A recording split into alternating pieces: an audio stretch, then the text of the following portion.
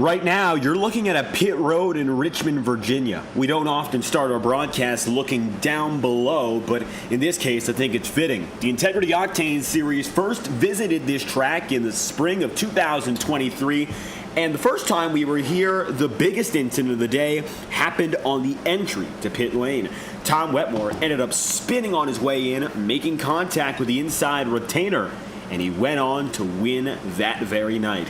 You can't predict anything that happens at this venue. It's known as the action track for a reason, and it used to host the Pontiac Excitement 400 for that same reason as well. Welcome back to the Integrity Racing League, and for the 23rd race of the 2025 Octane Series, welcome back to Richmond Raceway, known best for its high-stakes racing and oftentimes its high stakes in the regular season.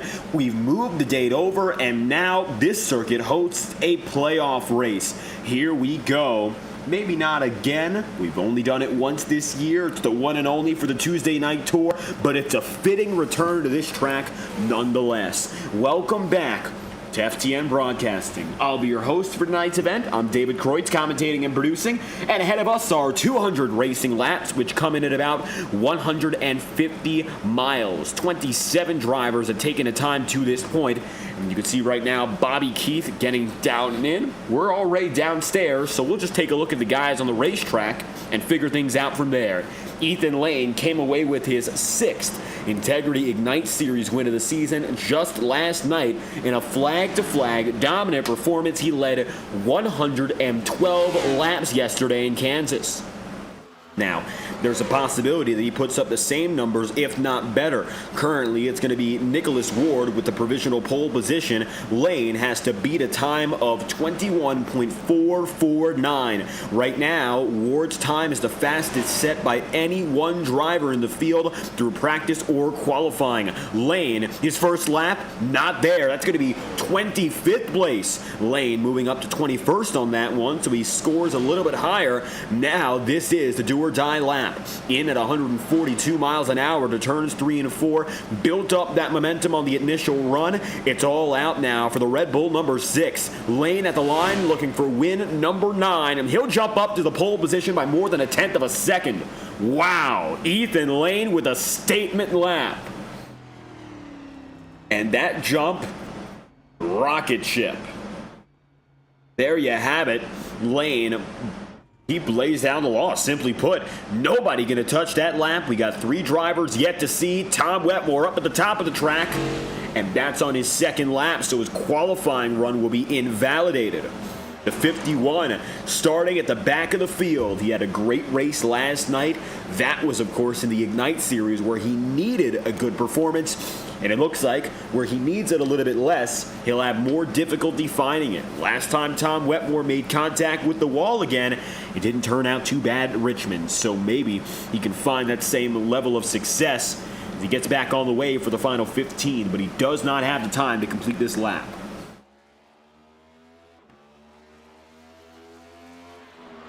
Only a few seconds to spare. The Tube Tech number 51 gets it going once more, but there will be no match now for the driver who has achieved his 10th pole position of the season, and he's one away from double-digit mark in victories. Ethan Lane, pole number 10. And just like that, he'll rise up to the top of the field, setting a faster time by more than 1/10 of a second than any other driver in Richmond qualifying. Nicholas Ward puts down a valiant effort, and with his lap, he'll sit on the outside pole and run 2nd tonight. Lane is top dog from Richmond.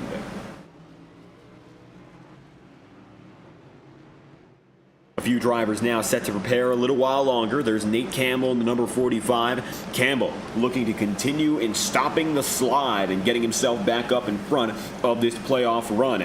Campbell finds himself 3rd right now in the points, and that's because he's had himself a good start to the playoffs, but it's all about building that long-term momentum. The fundamentals are that he's got a good race behind him, and that's a great thing. The question becomes after that, what can he do? Because while he's ahead of the cut line, the cut isn't that far behind him. He is 8 points up right now. So with that said, he's got a little bit of assistance in that regard. He is above the cut, but any bad race from him or any good race from a driver outside the bubble could really make waves. Tom Wetmore, for one, he finds himself 22 points down. That's the same amount of points under he came in the Ignite Series race, and last night we got to test that theory firsthand of coming from the backside. So we're waiting on the points to be officially calculated there, but Wetmore had a great race, qualified in the top 5, finished in 8th tonight. Qualifying not going his way. He put down some attempts, but as you saw, no dice, and he finds himself sitting 27th, and he is behind every driver who took a lap because he was not able to complete one.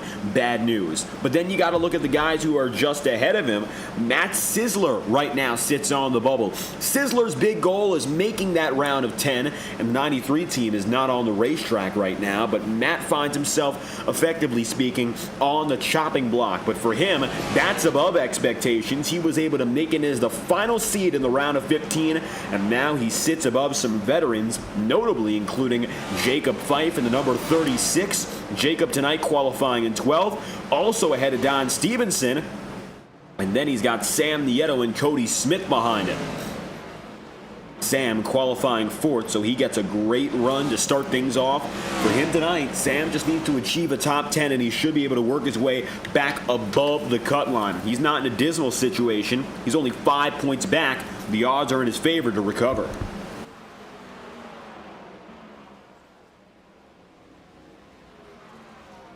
As Nieto comes down to pit road, you got him right there in 4th. Don Stevenson and Fife are ahead of him in points. Cody Smith is just behind, not on the racetrack either. One driver still getting his practice laps in here is Ethan Lane. And while Lane is now locked in both the Ignite and Octane Series to the next round, he's taking it as serious as ever. Even though this race has no implications in the points, you want to keep that success going. One bad race can throw you off your rhythm for several weeks. We saw a little bit of slump out of Ethan Lane with Michigan and Portland in the Ignite Series, in which Michael Araya got the better of him in the oval, and then Lane made a fundamental pit road mistake under green, which gave way to Justin Morton's first win of the season. And while it didn't jeopardize Lane's playoff chances, he definitely shook up the system thanks to his blunders there. And not only would it impact him, but it impacts everyone. And now everyone behind him in points would benefit from a bad night from the 6 crew. However, it's a little bit different in that regard too. Again, if he wins, then there's no other locked-in drivers. If someone outside the cut line, maybe say for instance Sam Nieto, who starts 4th tonight, if he wins, he'll automatically lock up a spot in the playoffs and take one away from the rest of the field. That'll leave them with less spots to battle for and a very tight battle in points. Blake Cannon is now 2nd in the standings in the 44 team with 5 wins in the Ignite Series, is again a double-duty title contender.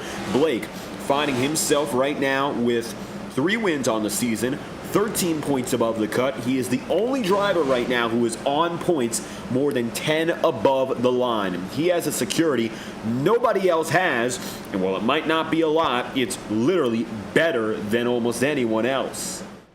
Here's Jared Davis. Davis finding himself 4 points above the cut line. Today, the number 19 team is coming fresh off a podium finish, 2nd place last night at the Kansas Speedway. So maybe 2 consecutive podiums, the end goal. Ethan Lane is looking for an average finish of 1 on the week. That means he's trying to sweep it. Jared Davis might be going for 2nd honors as well. It could be anyone's race. Davis starts in 8th. Up in front, though, you've got your front row, 2nd place in Nicholas Ward, and P1, Ethan Lane. The field will now assemble for 200 racing laps, and it all begins here and now. The sun is setting from the Richmond Raceway, and the track, for the first time tonight, will get loaded up. From there, no stopping for 150 racing miles. Blake Cannon and the 2nd row, They line up just behind now the Commanders on the inside and outside. Let's get to know that starting grid now since we have a little bit of time at hand. Inside of row number 1 is a familiar face, and we've mentioned him before, and it's good to mention him again. Now with his 10th pole of the season, a high for the year, Ethan Lane goes for P1, grabbing the pole position with a 21.3 second lap, the fastest of anyone by more than a tenth. Then you'll have Nicholas Ward in the second place. Ward qualifies right beside him and just ahead of Blake Cannon. Cannon, who is second in points, goes P3. Sam Yeto from behind the cut line will start in fourth as Nick Tarbuck and Ryan Bean wrap up the Super 6 in qualifying tonight.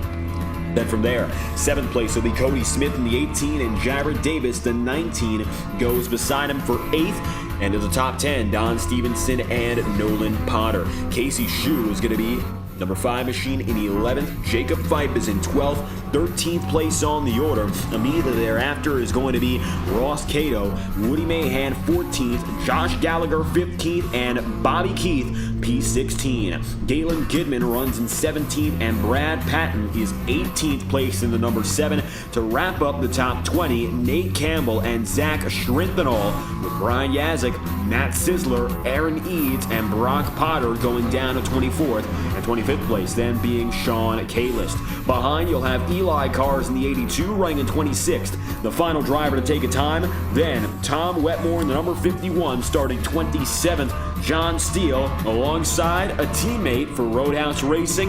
He is P28. 29th and last is the number 54 of Randy Fiash. He's on the 9th row and alone. Here we have it.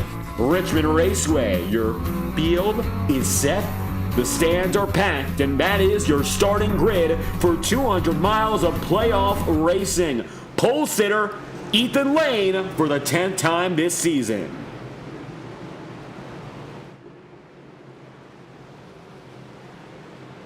iRacing official pace car lets off, and it's about time we go green. Drivers get things going, and it's going to be Ethan Lane and Blake Cannon leading into turns 1 and 2. Ward on the outside can't hold a candle, and the 6th team, searching for double-digit victories, leads the way from Virginia.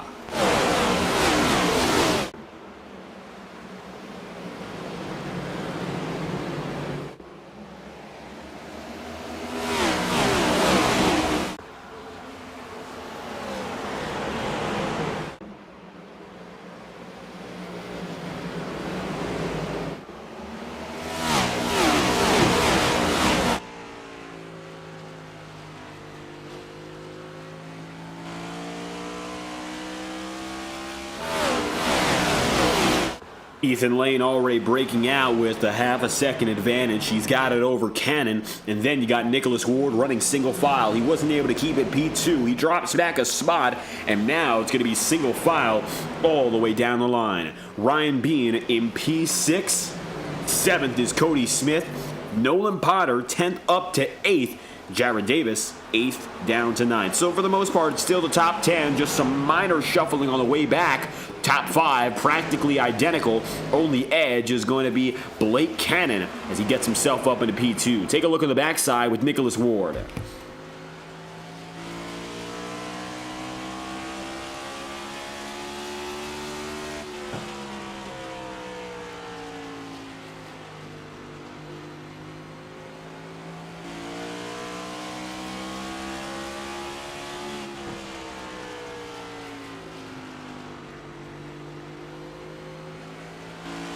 Ward on the back end, no aggressive moves made just yet, just staying in line, and everyone's in this single file train all the way around.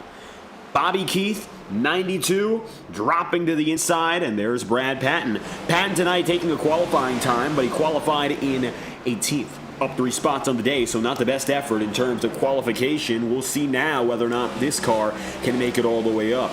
It looks like tonight, still representing the Wanted Goons. No teammates have been here for Patton for a long while, but he's been doing his own thing as one of the best independent drivers in this field. Doesn't have anyone to work it out with.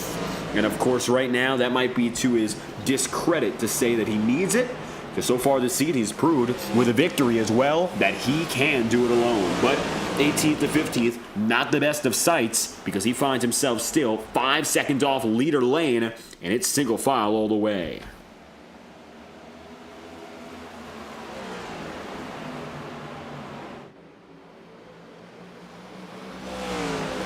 Eight laps in, coming to 9. Lane leading still by that half-second margin, a healthy deficit for Blake Cannon. And we say a healthy deficit only because that's not too far, and Lane is absolutely still in reach. Jacob Fife, 12th up to 10th. He's trying to make his way up there, up above the bubble. He finds himself today just 2 points out, and he's going to fall behind Don Stevenson as well, so it's a minuscule margin. Unfortunately for Jacob Fife, that does mean that he's got to race a little bit tighter to some of those guys ahead of him. Keep in mind, Cody Smith and Sam Nieto, also below the cut line and below Fife in points, are currently outperforming him.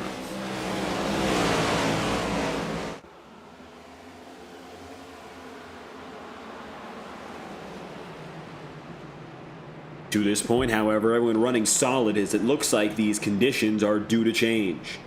11 laps in at a 200. Talking about the weather tonight, well, it looks like it's going to be cloudy skies for the most part, but what we're noticing is we're coming up on the sunset. It's currently just about 7 p.m., 7:50, give or take. Oh, yellow flag's out. Back of the field it'll be now. Take a look behind. We've got trouble. Caution. Eli Carr's getting it back together, and behind him, only Ethan Lane. Yellow flag's out. Take a look at this. And we'll take it back for a full lap and show you what happened. As behind Eli Carr's, it was Randy Fiash, and this began the lap before that. So pull it back and you'll see.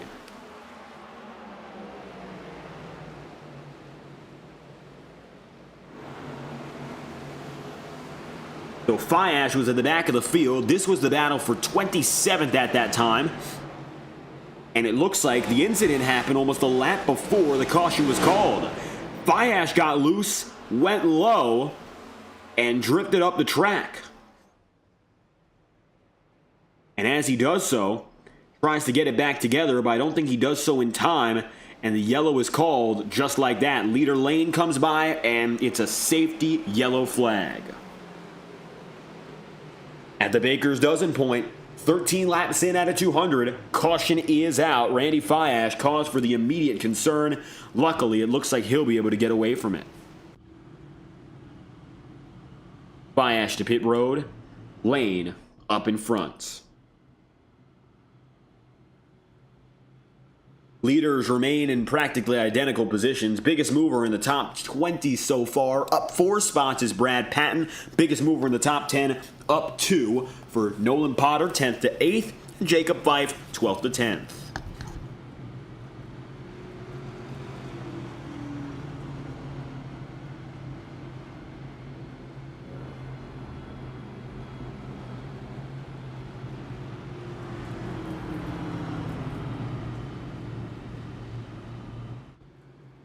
Coming to 2 laps to green, this time by Ethan Lane, dropping to the inside groove and already starting that formation.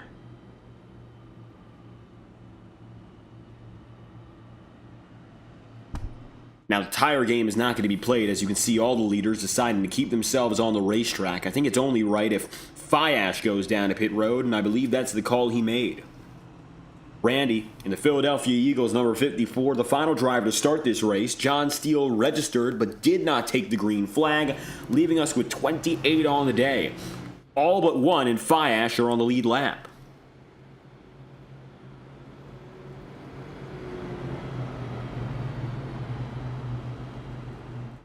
Blake Cannon will take it up high this time around. Second row will now consist of Nicholas Ward and Sam Nieto. Nieto in the same position he was beforehand. To the inside goes Nicholas Ward, a row behind.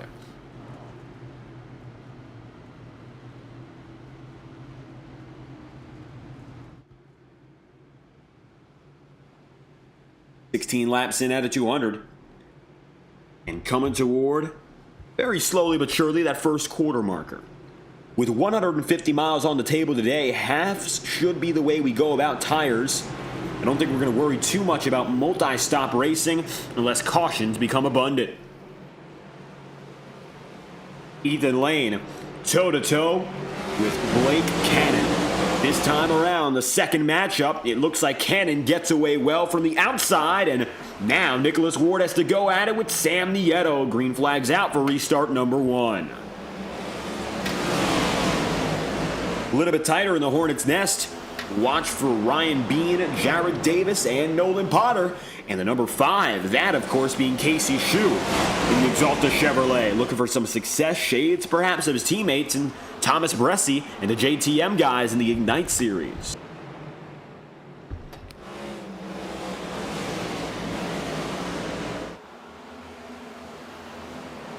Nolan Potter dropping just ahead of the 5 team, usually manned by Tyler Hensley on the Monday nights. It's all about Casey Shue, though, on Tuesdays, and Casey's giving that number 5 some good runs. A lot like that paint scheme's main driver in Bresci, so it's good to see the same look given the same performance. Jared Davis to the inside now on Ryan Bean. This is, for the time being, positions 7 and 8. 19 out of 200.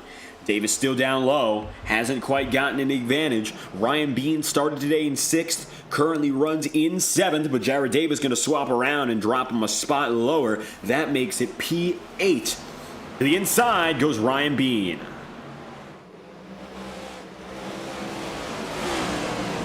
Still side by side. Nobody else going at it just yet. These two are left alone, and they've got the track to race with. Although you can see the goal is to get down to that inside, and Jared Davis just blocking the lower groove. Oh, contact! Davis turned by Bean! Yellow flag, second time of the night. And Jared is going to feel it. Caution's out.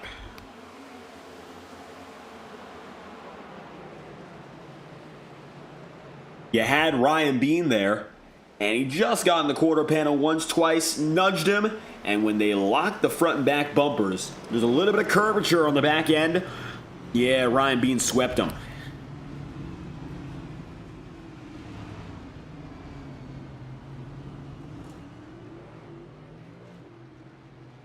Yellow flag flies, 22 laps in out of 200.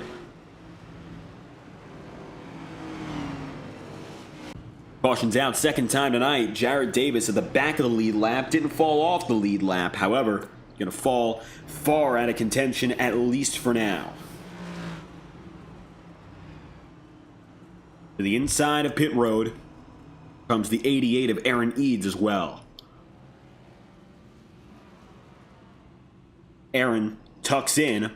Jared Davis going to go with. Randy Fiash is going to get back on the lead lap.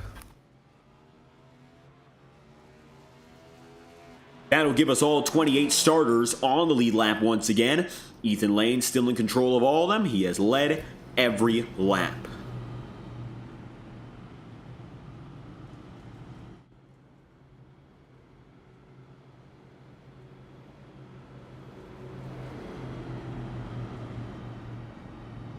Coming to 2 laps to go. We get back green. Nate Campbell 19th up to 15th. And he has himself a few spots up on where he started. Again, Campbell having himself with a little bit more momentum than what we saw at the end of the regular season. 8 points above the cut line with 2 races to go. While that might not sound like a lot, you got many a driver who are only within 10 points above.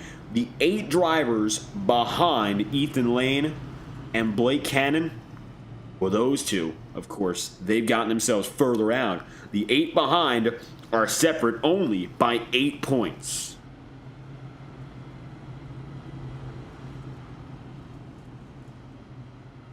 And then even further back, and you would have to go back to 13th and Sam Nieto. So from 3rd and Nate Campbell to 13th in points Sam Nieto right now, the gap is only 13 points. That is also the gap between Blake Cannon and the cut line. So, either way, the big difference between Sam Nieto is and company and Nate Campbell, it isn't that big. Think of the numbers.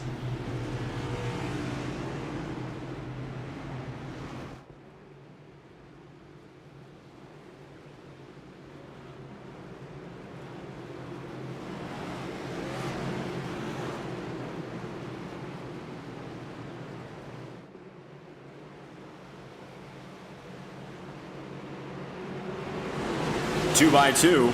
Green flags out. Ethan Lane back on the way. And look at that. Nick Tarbuck even able to jump Ward. He's had a lot of trouble, Nicholas Ward, on these jumps.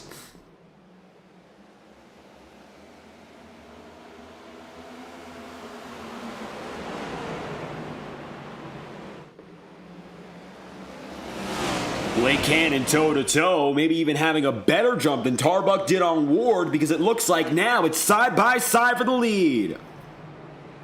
Ethan Lane able to get that inside advantage and make it so. But it looks like for Cannon, he's going to call into pit road. And Blake Cannon dropping in, and this might be a restart penalty as the 44 rapidly goes down to the bottom of the racetrack. And from the lead, Cannon tucks in. Race control going to get us an update on this one because Blake so quickly falls from 2nd to 28th and far out of contention. This gives Lane the lead again and Tarbuck 2nd.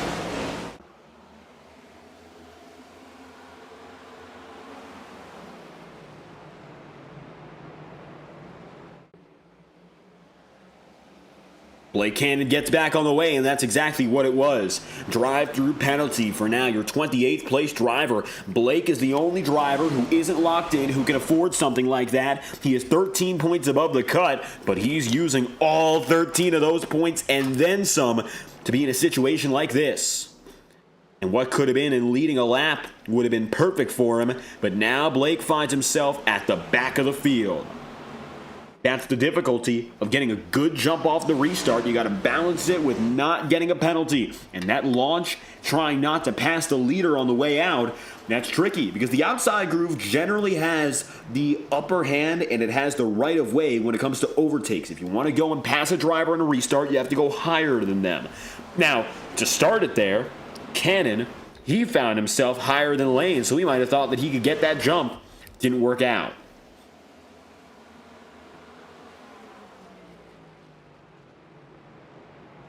So he'll find himself now 28th, and he is at the clutches of Ethan Lane.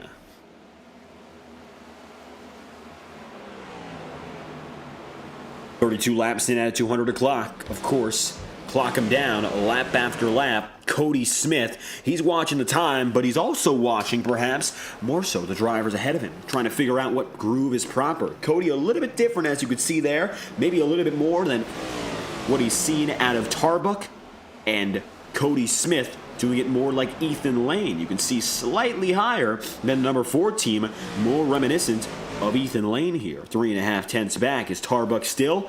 And then you got to see Casey Shue, and now your biggest mover in the top 10, who is up 8, Brad Patton.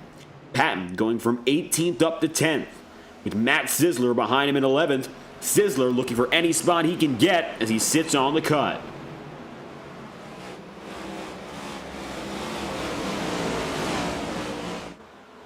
"34 laps in.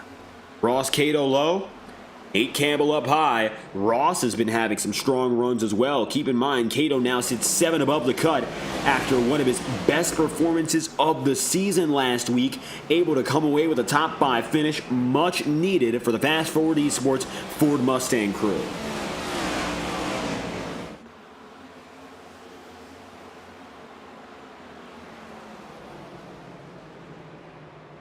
Cato still lies in the mid-teens tonight, though, and it's quite the opposite from what was an amazing performance at Michigan. Leading laps, getting up there, and defending against the best in the field. Cato looked to be his best self, shades of 2023 Martinsville, which was the clutch victory that earned him a championship race berth. Now, he's going to have a few more clutch races like that, but with the points he has, if he runs within the confines of the top dozen, he shouldn't fall off drastically. Tom Wetmore, up 11, has gained the most of any driver in this race, and while Brad Patton has gained 8, which is the most inside the top 10, the overall number goes to the 51. Mind you, Wetmore has a little bit of front-end contact as well, so he is not in perfect shape.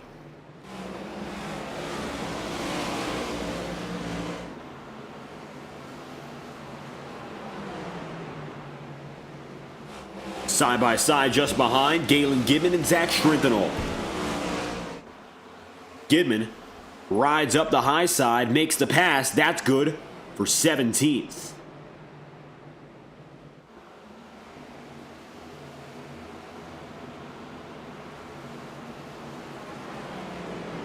Don Stevenson, 9th down and 19th, is the exact opposite of what we've seen out of Wetmore.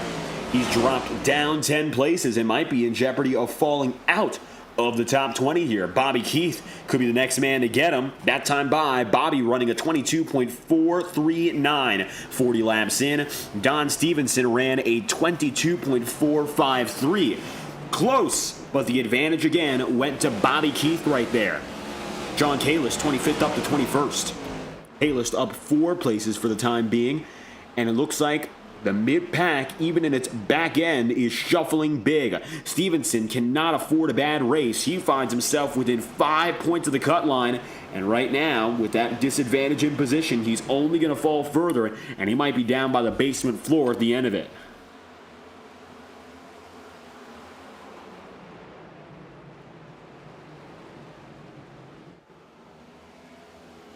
Jacob Fife, Sam Nieto, and Nolan Potter. That's the gaggle from 5th down to 7th. Nolan making up 5 places, as has Jacob Fife. Those two have been relatively lockstep so far in this race. They qualified 2 places from each other, and so they are there even still. Sam Nieto has dropped 2, so he's in a little bit of a sandwich in this situation. It's all about the 2s. He's dropped 2. The others around him have gained 2 apiece. So currently anyway, Sam Nieto is alone and fading from where he would like to be. What can Jacob Fife do to take advantage? So far, he's there, but he hasn't quite made a passing attempt. Going up to the second groove on the inside, that groove has worked out so far, but we haven't seen much of anything higher. Will we see that? That's the question. Multi-groove racing is a staple at Richmond. Even at times, you'll see the middle and high grooves come to life. But so far, drivers have been more than content just running the bottom. Fife down low. Sam Nieto losing that optimal groove. Can't get through on it.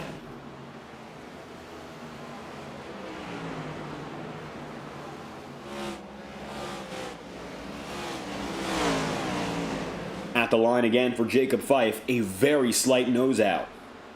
And that's for 6th.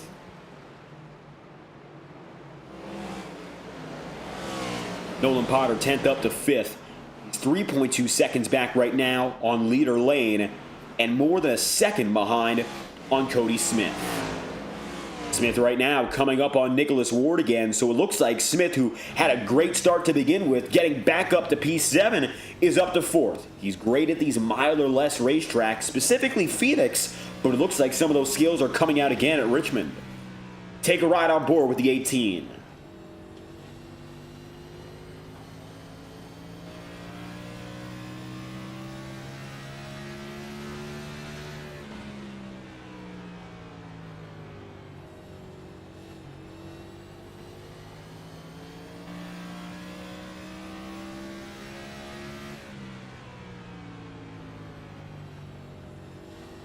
All 4th gear and getting it back up to speed. Smith, the number 18, comes across the line again, and he's gaining slowly but surely. 100th after 100th. Nicholas Ward, the 97, might not have to watch his back just yet, but Cody Smith is clearly the quicker of these two.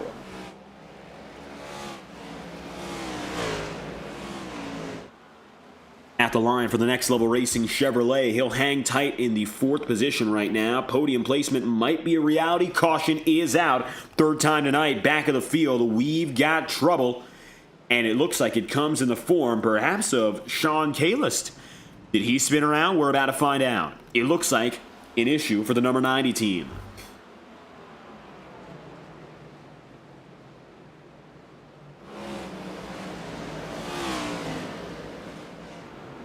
So taking a look now at Sean Kalis. Well, it was Woody Mahan where it began. So Kalis went slow and went down to the bottom, but it was Woody Mahan, the incident, at lap number 49. The 49 car sees an issue.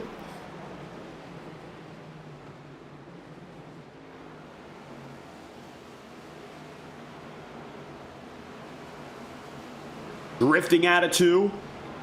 and luckily catching himself before contact with Don Stevenson. That would have been a whole lot worse. Take a ride on board with Stevenson through that one in a dicey onboard perspective.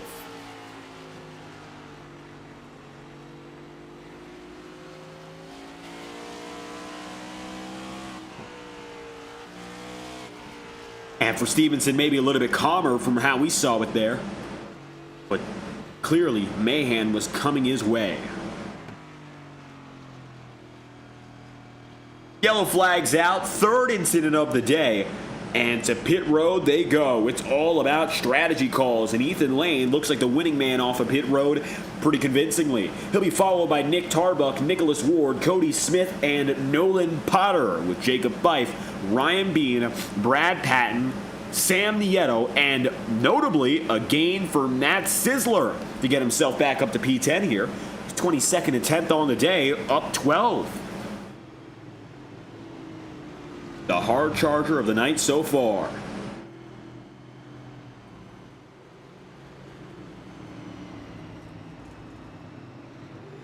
$53 laps in out of 100. First pit stop cycle of the night coming in the 50-lap range, which still leaves us with a need for one more. So it looks like it's going to be a multi-stop race based on the numbers here. We come in 50 laps in, give or take about 40 miles through the race, and that leaves us with 110 remaining. The fuel capacity of this next-gen car, about 100 miles at most, so there's no room to play around. Undeniably, 53 laps in, these drivers are going to have a at least second pit stop.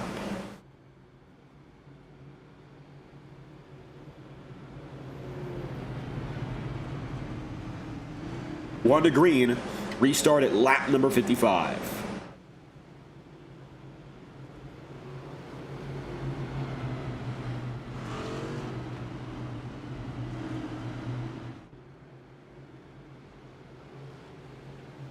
One down to the inside of pit road. That is Jared Davis. Davis is back on the lead lap, but as you can see, right side damage is still plaguing him, and that might be an issue for the rest of the run. Unfortunately for Jared, he's probably just going to end up at the end of line, and there's little else he can do.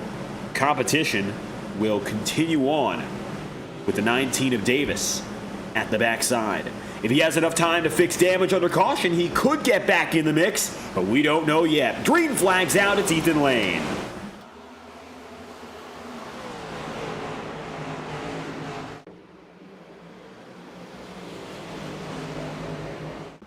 $55, oh, we got contact, and it's going to be down to the inside for Nolan Potter. Potter gets away, no caution call on the field, he only slides, we keep it green. But for the 34, now the yellow flies. Fourth of the day, watch this.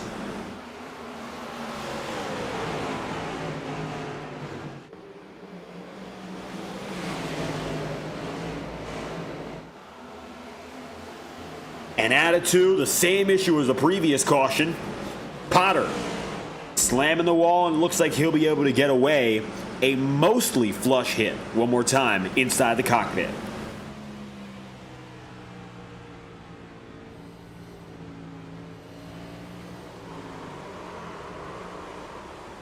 Doing a good job of at least correcting the error, and it could have been a lot worse, nosing in.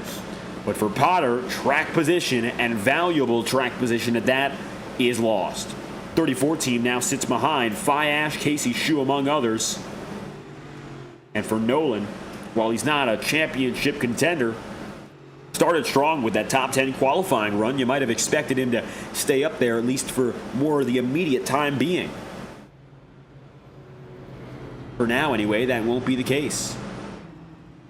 Randy Fiash heading to pit road, as is Nolan Potter, Tom Wetmore, Jared Davis, among others. So, pit stop and service is still in style. Here's Galen Goodman, and notably, Sam Nieto coming in from the 11th place. Perhaps to top off, and expecting to see more to come, more cautions, Sam is going to drop through. Fourth yellow of the day, so 2 consecutive pit stops for Sam.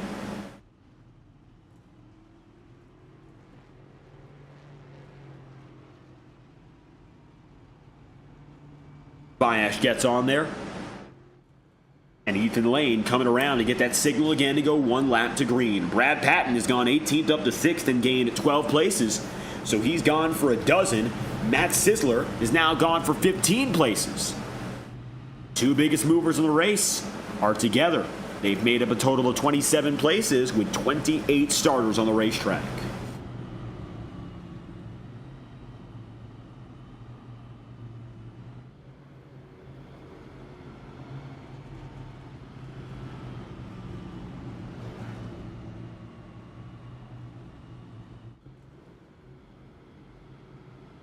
Everyone pulling together, getting themselves lined up, so one more lap under caution conditions, and it will be Ethan Lane taking the wheel again. He has led for 59 consecutive laps so far, putting up similar numbers to this point as he did last night.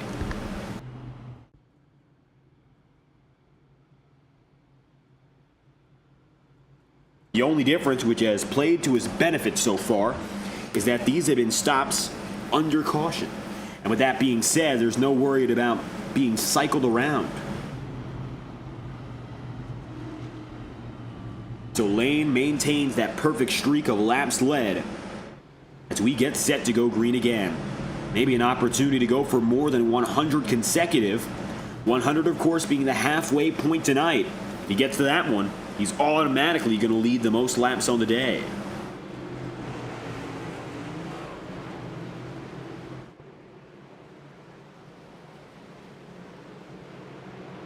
Green flag will fly. Fourth restart of the night. The number 4 lies beside Lane. Well, I don't know about beside any longer. Already a car length jump for the Lane team. Green flag's out. Ethan on top.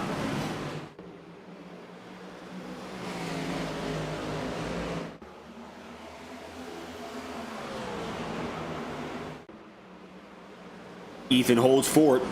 Nick Tarbuck takes second place, so it looks like the front row is the outright advantage, and that inside on the front row is unbelievable. If you're in there, you basically have the restart won. You just make sure you get away smoothly, and it's yours.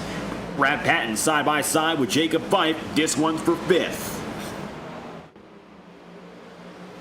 Ryan Bean, 6th to 7th on the day.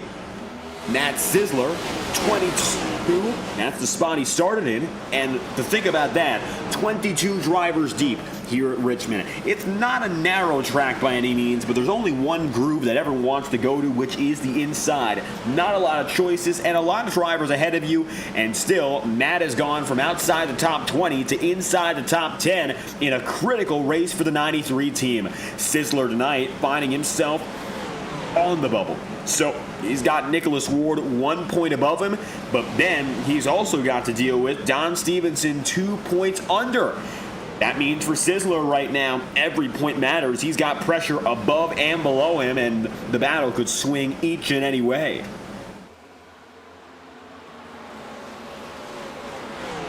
He maintains now a gap of about 1.5 seconds to leader Ethan Lane, so that's nothing too horrible. It's something that's manageable without a doubt. At 65 laps in, if I were Matt Sisler, I wouldn't be immediately concerned. In fact, this is one of his best races so far, and he's got a lot of drivers that he wants to keep behind him. Notably, he's got Stevenson way further back. You've got Jacob Fife running behind him as well. Well, now they're running side by side, and briefly anyhow, Jacob gets ahead. But Sam Nieto also running further back. You've got Cody Smith in the number 18 is an anomaly. He's running further up and ahead, but Tom Wetmore is again 27th to 21st. So Tom's got to go for that charge up the track for a second time. Wetmore in the number 51 team side by side with Bobby Keith in the Ghost Gray machine. That Ford Mustang at night is really hard to read. He's still sponsored by Ford, and he still has the red number 92 on her, but you can't see it too well. And I don't know if that's intentional or not any longer, because it's been like that all year round. 68 laps in out of 200. Tom Wetmore continues to chase after now Sean Kalist. Wetmore is the highest placed driver of all those who did not take a time.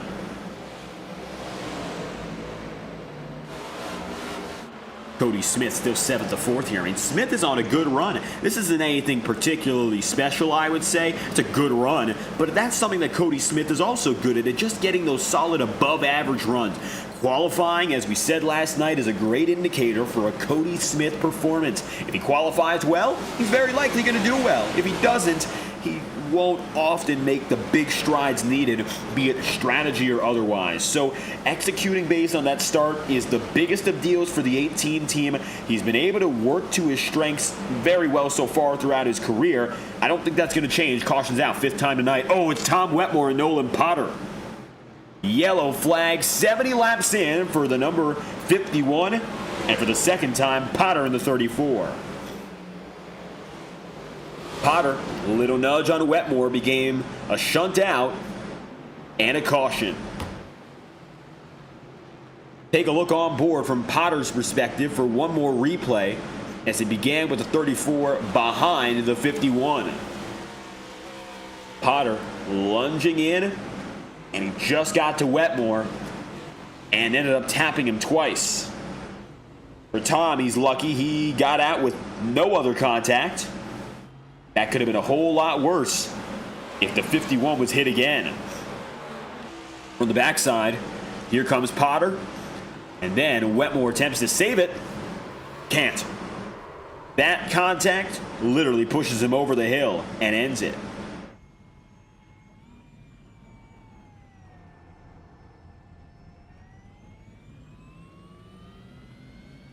"72 laps in at 200. Tom Wetmore cautions out. And alongside him, of course, Nolan Potter. Both should be able to get away with it. But the damage isn't severe. What is track position. And that's something you can take back, but it's also something you have to work for. And no driver wants to be put in that position where they have to work it back again. Roadhouse Racing sees Cannon running 14th, Wetmore in at 25th, John Steele not starting on the day. So Cannon right now trying to pull it back together. Blake, however, has done a good job of that. Remember, he was at the back of the field, all the way at the back, and is now up to the middle of the circuit. So I would say the job is not done, not the slightest yet for Cannon, but he has made his improvements, which is a positive sign. If Tom Wetmore can do what his teammate has done, both of them are not out of this race, and more than half of it remains as we head closer toward lap 100.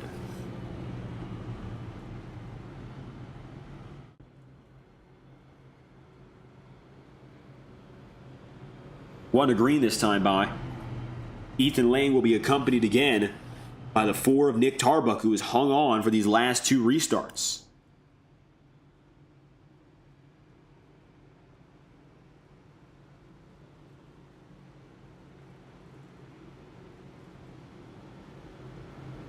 One to green.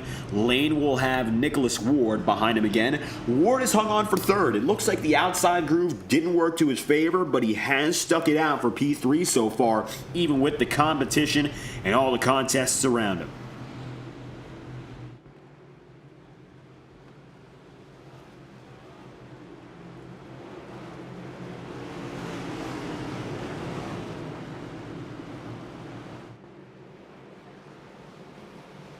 Pit road, only one driver going to it now, Fred Jones in that pace car.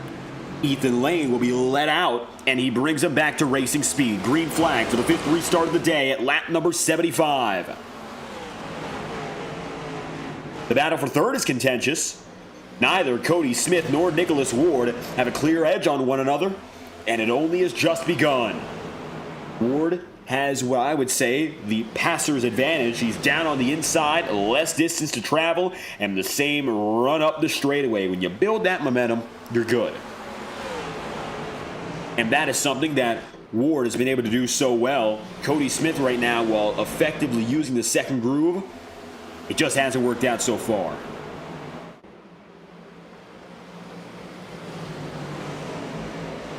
Jacob Fife with Brad Patton.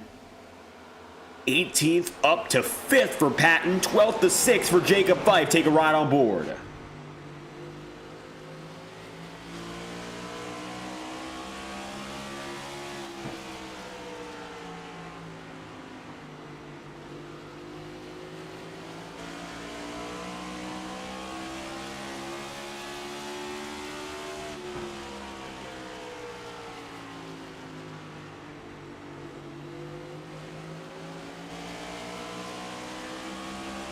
Brad right now running just behind Cody Smith. And Jacob Fife, more the same. Side by side for Ross Cato. This could be Ross Cato's first entry into the top 10 all night long. Zach Strintheno takes him up high though, and Blake Cannon down low. Could be double trouble for the 12. He just broke into 10th place, and they're looking to take it away. Campbell down to the inside to make it triple trouble as another driver enters the fight, and Cato so suddenly faces the music and gets taken out of the top 10.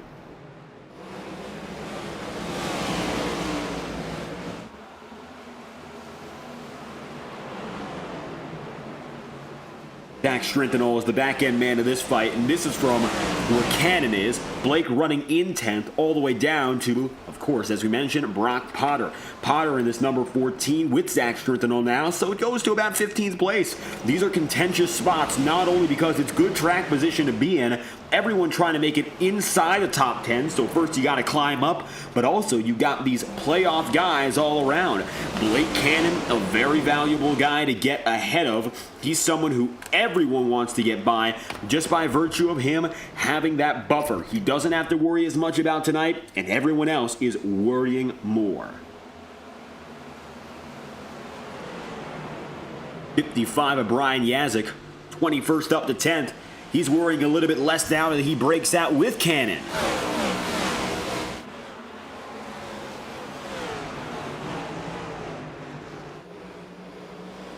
$82 laps in at 200. Ross Cato, 13th up to 12th. Up again with, of course, the 45 of Campbell. Sam Nieto not in this mix right now, but as we talk about Nieto, he isn't too far. 4th down to 17th. Unfortunately, every time we've checked on Sam, it looks like he's been on the down and down compared to where he started. With a wonderful beginning in that number 2 team, Sam has not been able to back up the qualifying run that he started with. And we'll see if that's just because of the first half and his strategy calls, but so far everyone has been a pretty uniform in strategy, I would say. So to do something different would be unlikely, and Nieto hasn't had much a chance for that. As such, I would be shocked to say this is just a short-term issue, and it might be something entirely based on how he's been going at the track. Nieto down to the inside on Stevenson, though, and now he's finally entered the fight again.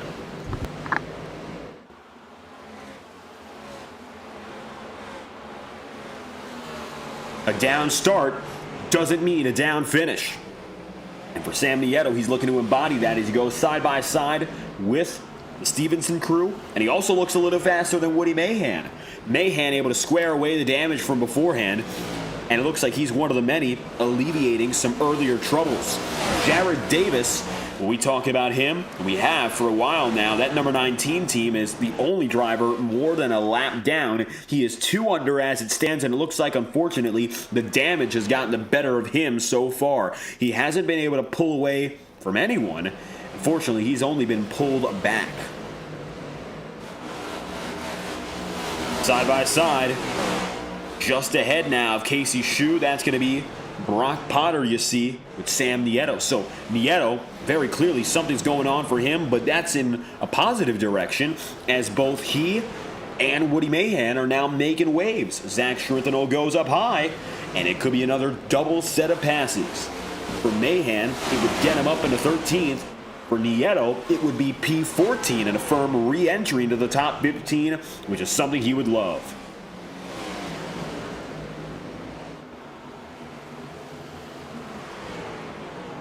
One second back on Ethan Lane is Nick Tarbuck. The race lead has not changed yet.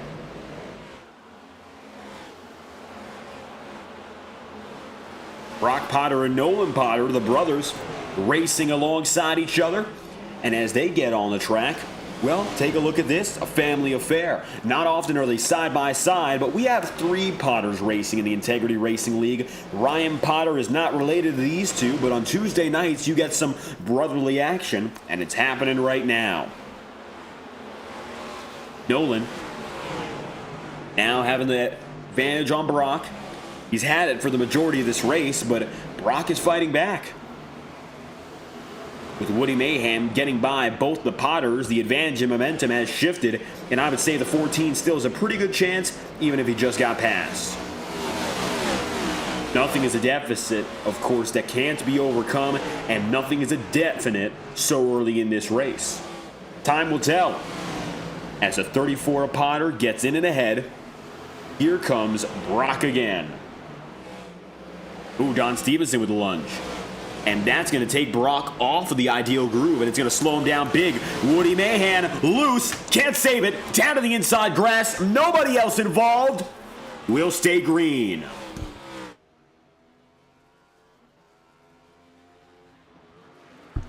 Mayhem goes to the inside out of turn 4, and you see he'll be put one lap down. He'll get back on the way, lets leader lane by, and he's one down. Take a look at that, just sliding in, and nothing he could do there. Unfortunately for Mayhem, what started as a bobble ends up being contact.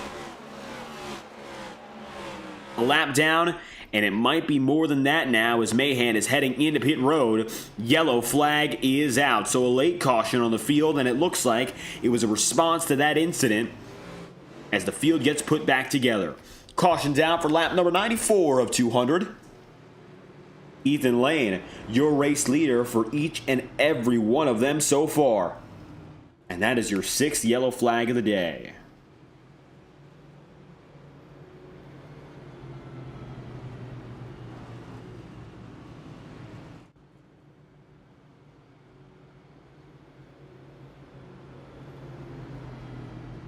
This time around, leaders not going down to pit road. Still a little bit too early if they want to stretch it.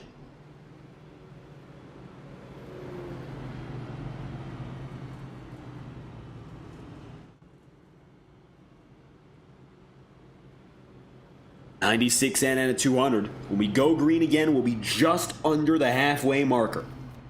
Ethan Lane, Nick Tarbuck, Nicholas Ward, the 1, 2, 3, and that's been the comfortable combination at the head of the field for the better part of these early runs. Jacob Fife gets up to 5th.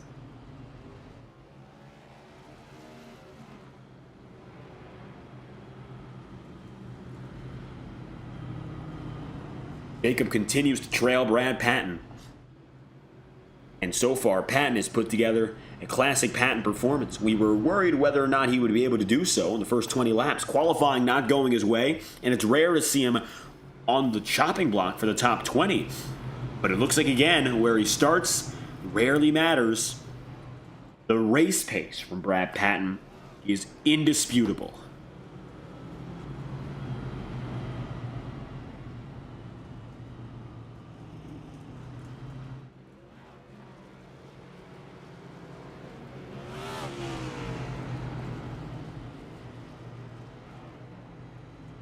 One to green next time by. Lap 99 for our next restart. First half of this race seeing 6 yellow flags. At that pace, we would be expecting a total of 12, a dozen to do it tonight. However, second half could bring a different racing attitude. Maybe we get a long haul, drivers decide to cool it down, or we see more of that aggression. It's a back and forth circumstance, and it could change big time dependent on what drivers want here.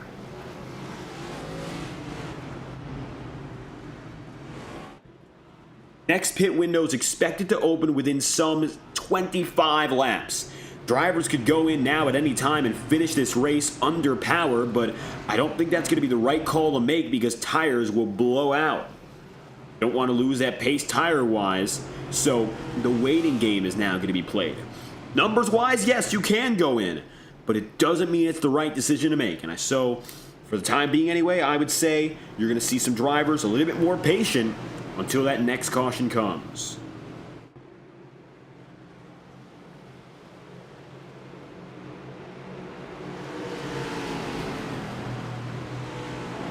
Ethan Lane rolling through, and he has been lap leader for the first half of this race in its entirety. Green flag's out. They'll fan out behind him. It's tight. Oh, it's contact. It's Cody Smith getting away. It's Casey Shue in the wall. Yellow flag at our halfway points.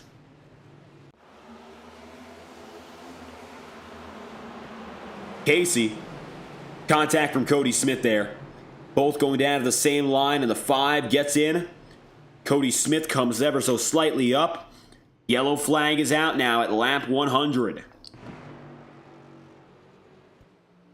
So for Shu, he'll get back in there.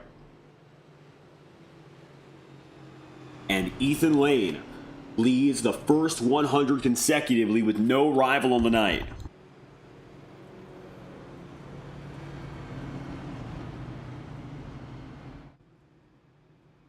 Pole position, a lap led and most laps led. 3 extra bonus points added for the 6.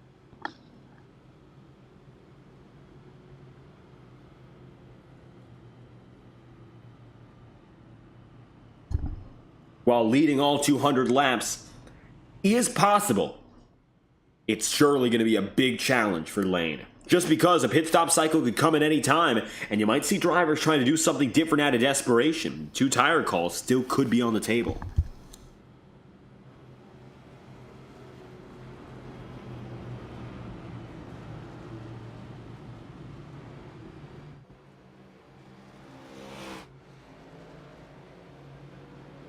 Across the front straight, still not a trip to pit road. And looking at the stint data, it's indicative that these drivers can go long. They decided to come in at the first quarter mark of this race. And at the halfway, 102 laps in, pit road was last hit 50 laps ago.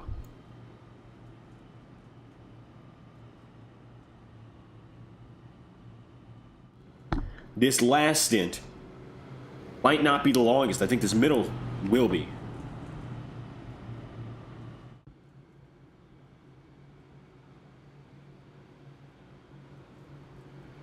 Side by side. Number 4 up top. Number 6 down low. They've been the combination for the majority of this race. Aaron Eads, 23rd to 11th. So he's gained 12. Matt Sizzler, 22nd to 10th.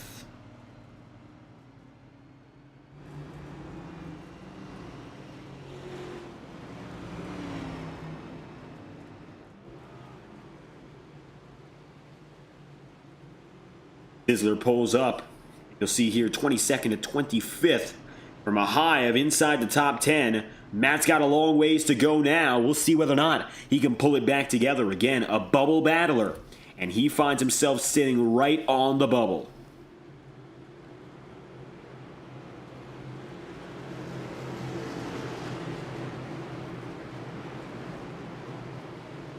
Green flag set to go off with Ethan Lane in control. Nick Tarbuck beside him. Here we go again. Green flags out. 103 laps in out of 200. Back to business, and it's Lane with the rocket launch. Second half has begun. Less than 100 laps to go.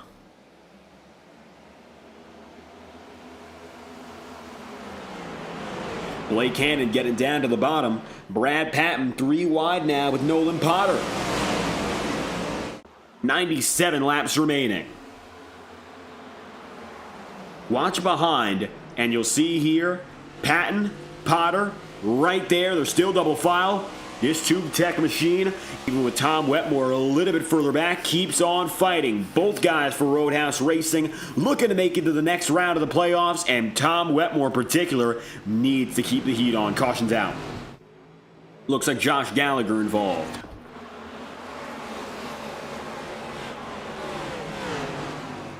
'96 to Gallagher here, up on the high side, and he gets involved in avoiding and does a pretty good job of that. Sean Kalist sweeps a few others. Watch the initial incident, though.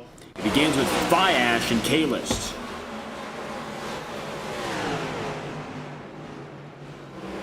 Bobby Keith there with Eli Cars, then Kalist gets swept up. Brian Yazik, contact, and Kalist comes down the track, collects Casey Shu, gets into Yazik again. Yellow flags out with 95 laps remaining. And the third caution in the last 15 laps. They've been coming pretty quick as of late.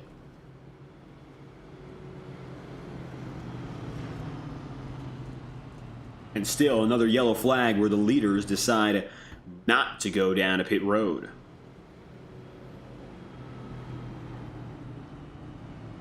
Their patience in deciding when the right time is, I mean, it's been evident. And not only has it been evident, but I would say it's just a signal of that great discipline these leaders have. Tires are definitely burning. If you're looking at the most recent race laps, the numbers would show you the same. Ethan's best race lap, a 21.613 second circuit. That came as his third overall of the day. Last time by, he ran a 22.682. So about a half second slower.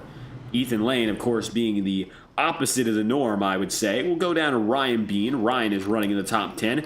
His best lap on the night was a 21.752, most recently running a 23.563.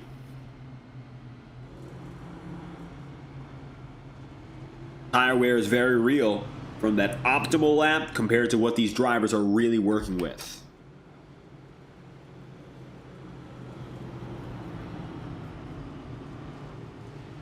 .93 to go. When we restart, it'll be 91 laps remaining.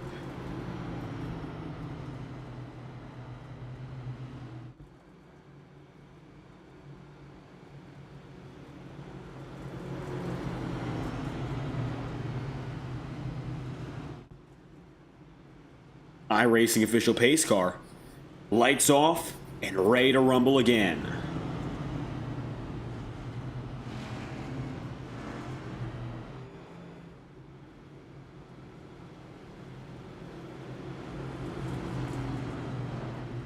Ethan has led all of these yellow flags, of course, through and through. Our 7th restart attempt. And he's gotten to the line now 8 times, including our initial start. Not once has anyone bested him on the racetrack. Here we go again.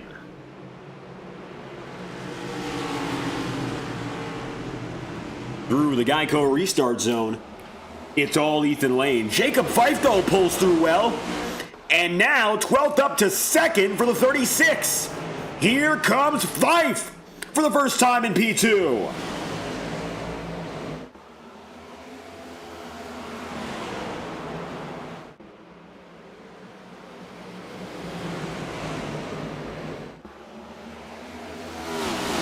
So Jacob Fife has burst onto the scene, and he's got the wheels to prove it. Talk about a good restart. And he's going to let Nick Tarbuck know he's there. 8th yellow flag, by the way. Back of the field again. We've got trouble. At lap 111, it's Galen Gidman. Contact there with Brock Potter. Sends him up the track into Bobby Keith. Spins around.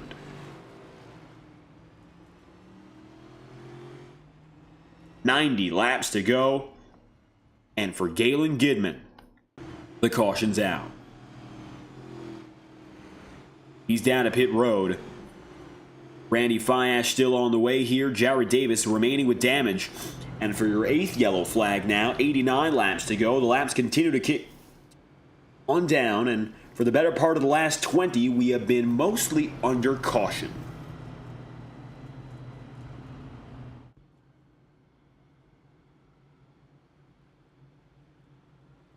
Ethan Lane, Jacob Fife, and Nick Tarbuck. That's your top 3. Got the addition of Fife, though, and he's making things exciting.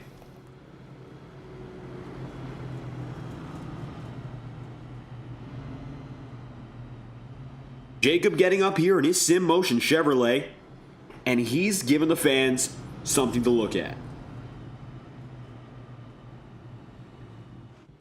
And that, of course, is a new face up in front, and maybe a new opportunity for a playoff winner. Jacob has one win this season at Las Vegas, and a great run at that. I mean, he played the tire game perfectly there. Here in Richmond, he's looking to do more of the same. Hasn't been a mainstay through the first half, but all of a sudden, he'll be lining up on the outside. It's no longer Tarbuck, it's a 36 of Fife.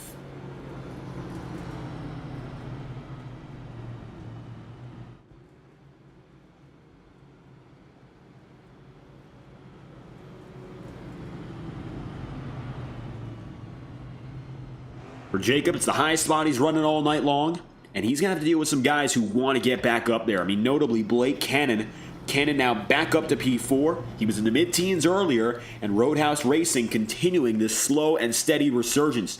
Wetmore fell back to his lows, 26th. He finds himself now in 13th. So he's back up 14 spots. Wetmore's qualifying position, not indicative of where he should have been. Didn't get a time in officially. That means right now, he's coming from the bottom up.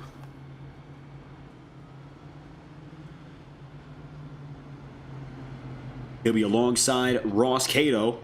Cato, who desperately needs some good performances here.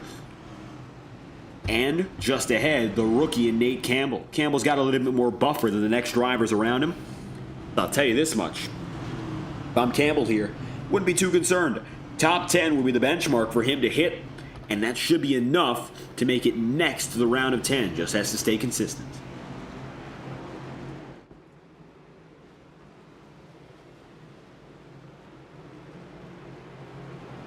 Ethan Lane in the 6. Jacob Fife in the 36.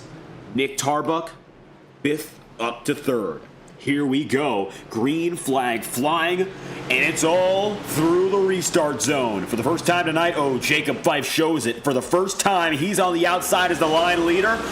I wouldn't say that was the best possible run out, but it isn't going to be a killer. Luckily, Jacob Fife gets away. He's got Nick Tarbuck now with him, and it's side by side for second again. Big rebound opportunity for Tarbuck. Ethan was, of course, great as always. Jacob Fife last time around was great as well. He made the most of being that supporting man, and that's how he got the rocket ship launch. Right now, however, looks like it's a little bit of a different case where Jacob, as the leader of the line, isn't as potent. But I will say this much, he doesn't seem like he's quitting yet on that defense. That's a great thing to have, a driver who is not giving up. Jacob gets it up on the high side. Tarbuck is down there, low again. It's side by side in a 1 and 2. The second groove hasn't been the best at defending, but it looks like even with that faulty start, Jacob Fife eking out an edge. He's got the pressure from Blake Cannon, which signals that no matter what, he better keep moving, and he's acting on that promise.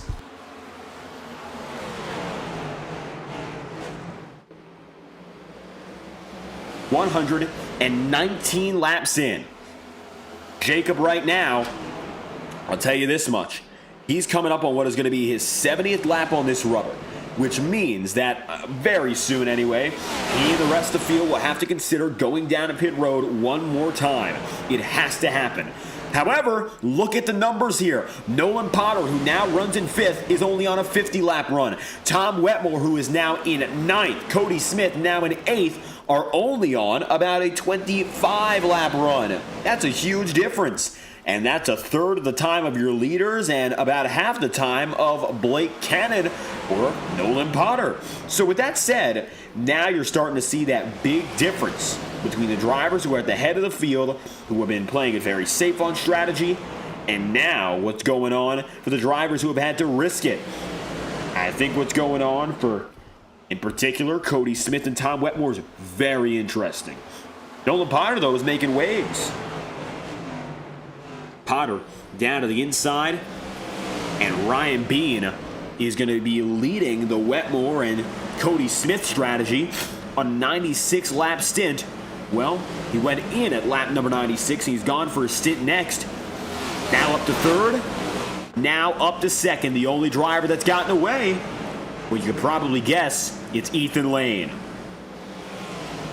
This is Ryan Bean coming up on Blake Cannon.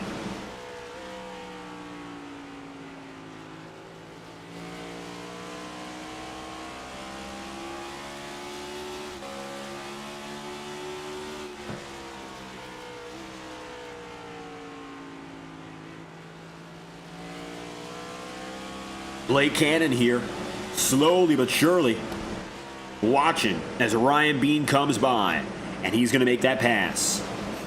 Overtake for second, Bean for the first time tonight inside the podium. That moves Fife down to 4th, and it might drop him further. Wetmore down low.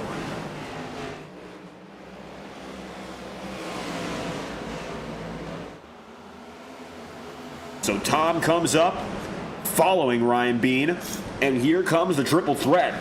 the third of this three-legged race, Cody Smith.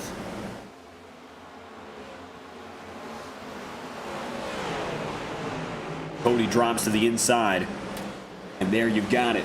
Another driver making his way.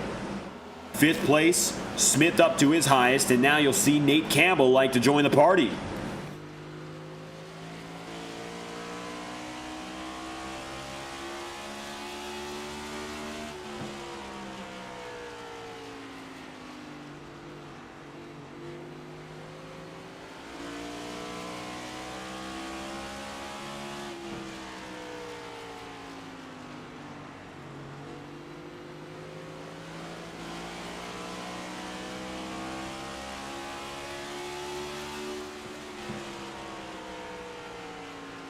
.74 laps remaining. Jacob Fife running hot briefly, but it looks like now those alternate strategy runners are really making their dividends. And this is where it pays off. All those cautions waiting it out. Ethan Lane now finds himself with a man to watch out for. Within a second is Ryan Bean. Not a fight for a lead just yet, but a 22-2 compared to a 22-2. It looks like the slight advantage by the hundredths of a second does go to Ryan Bean. It's the makings of something exciting.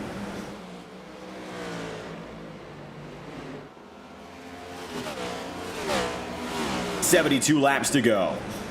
Tom Wetmore, 27th up to third.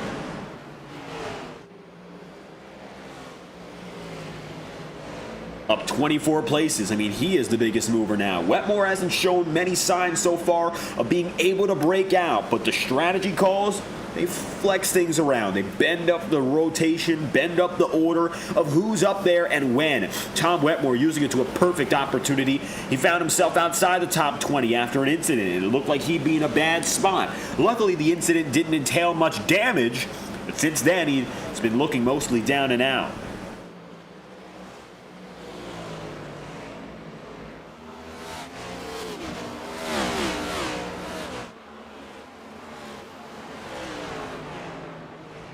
Cody Smith coming through.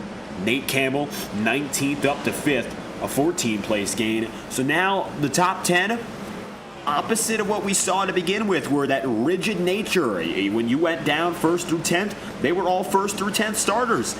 Now it's not quite the same. You got a guy who started 24th, a guy who started 19th, and the guy who started 27th, all in the top 10. Not to mention 20th and 22nd starters are knocking on the door in Matt Sisler and Zach Schrintenall. Still there. And it looks like they're not quitting. Sisler falling back, but that was a strategic call, it appears, so a top 10 for him still in the cards.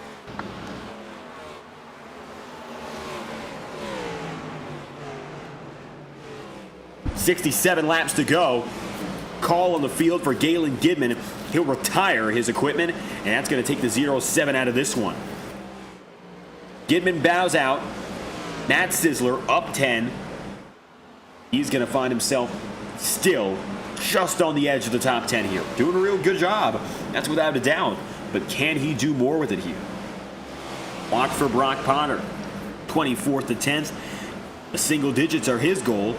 But you'll see the brotherly affair continues. As Nolan Potter gets to the inside, Brock is behind him. Don Stevenson boxed out. Family against the 47. How can Stevenson last now? As it looks like it's going to be a Don Stevenson sandwich, and the Potters will be on top. Doesn't work out there.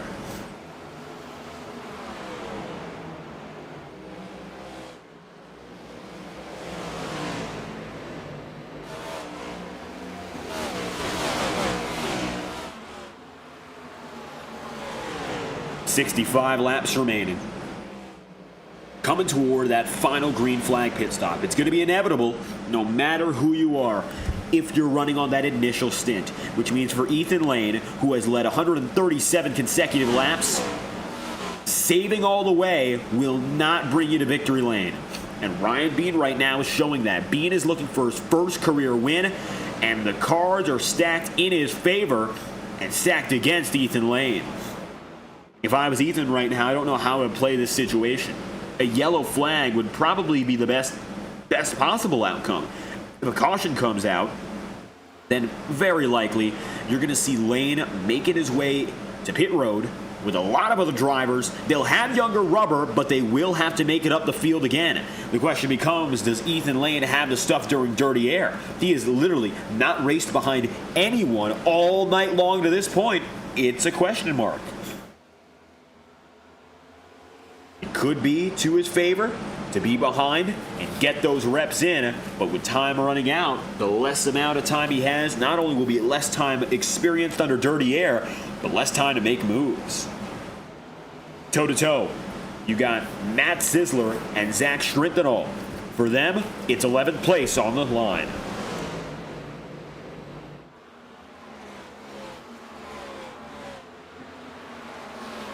No contact, but firmly door-to-door between these two men. Matt Sisler has been right on the bleeding edge of a top 10 tonight, and sometimes he's gone firmly within that cut. And I would say with this being one of those cases where Matt needs a critical run, he's proven to be quite the clutch driver. Maybe not the most successful throughout the entire season, but as a rookie, he has only gotten better, and those improvements have shown when it's mattered most. So I would say for Sisler, if he makes it to the round of 10, well deserved. Just because right now he's working with the system and making those critical performances when they need to happen. Not an easy task for any driver.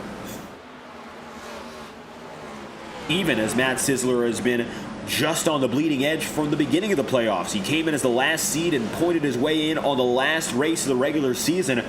Now, the question becomes, what can he do to keep doing that? Round of 5 might be a long shot with that mentality, but making it deep into the round of 10, it's not. Consistency is key. Great drivers have bad races. Say, for instance, Jared Davis. Davis is back on the lead lap, but he's running in 20th. So, not at all where he would like to be. Blake Cannon has been involved in wrecks. I mean, we've seen championship contenders falter. Nick Tarbuck and Nicholas Ward are right now running 17th and 16th respectively, far off their average. And it's an important race for both. Drivers falter, no matter what. Nobody's perfect, and it means that if you could just get a little bit closer to perfect, week after week, you will see more success. Matt Sisler just one spot off the top 10 as it stands.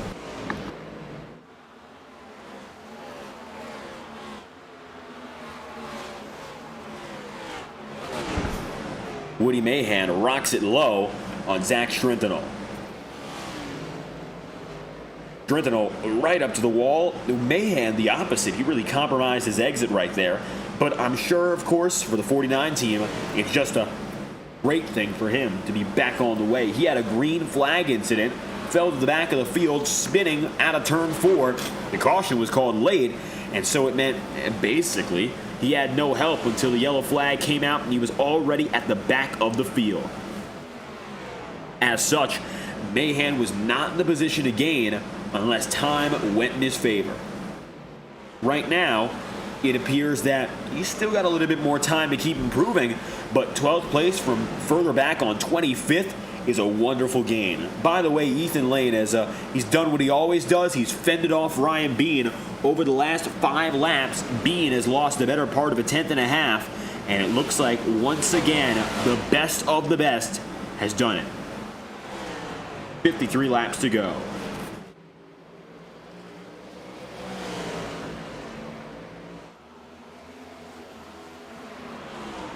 With Wetmore coming up now and Ryan Bean, it's going to become more about defense than the push for the number 26.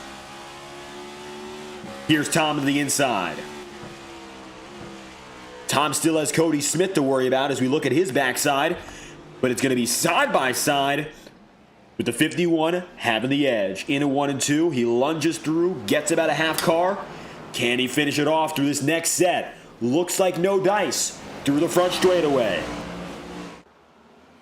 No promises just yet for Tom Wetmore. And very clearly, Ryan Bean with him stays in line. Tries to give him a little bit of a nudge. Once, twice. Can't get there, though. Ryan Bean falls back. Tom Wetmore up to a critical second place. Mind you, Tom comes in 22 points down after missing Michigan. And so it appears he's been able to make that difference. and he will take the advantage of the entire field. Cody Smith in the number 18 ducks low. Nate Campbell in the 45 now runs right behind. Campbell has slowly but surely made his way up into that top 5. We mentioned he was on that same strategic call, but he's laid back and has been a little bit quieter, maybe waiting for Bean and Cody Smith to falter, and the end goal could be as high as second place. Campbell, one-time race winner this season, starting it off at Daytona. Of course, not the victor, but he came a few weeks after that and got things started for his team, the 45. Wetmore has won at both Charlotte and Daytona this season. The king of the crown jewels, Tom Wetmore has been. Richmond is not necessarily a crown jewel on the schedule. However, it looks like, again, success finds Wetmore here. 2023, he was involved in that incident on pit road where he spun and hit the inner barrier and still won. Maybe victory is going to be out of the cards tonight if Ethan Lane continues to race the way he has, but I wouldn't be all too shocked if there's another way for the 51. 46 laps to go. Blake Cannon, Nate Campbell, and new face, Ross Cato. Take a ride on board this time by for Ross Cato's number 12 team and see what's keeping him in the loop. Watch the hands and watch the gearbox as Ross Cato gets to business.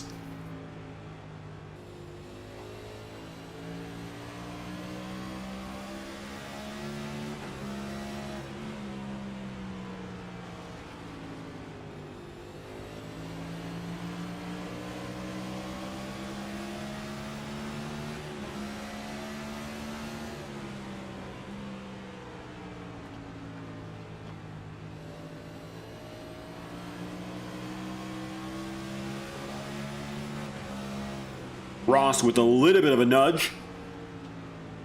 He gets behind Nate Campbell to 45, something that he's doing that we saw a few other drivers are not. Campbell is using multiple gears, and it looks like so is Ross Cato. 5th into 4th now, so shifting gears is part of the picture.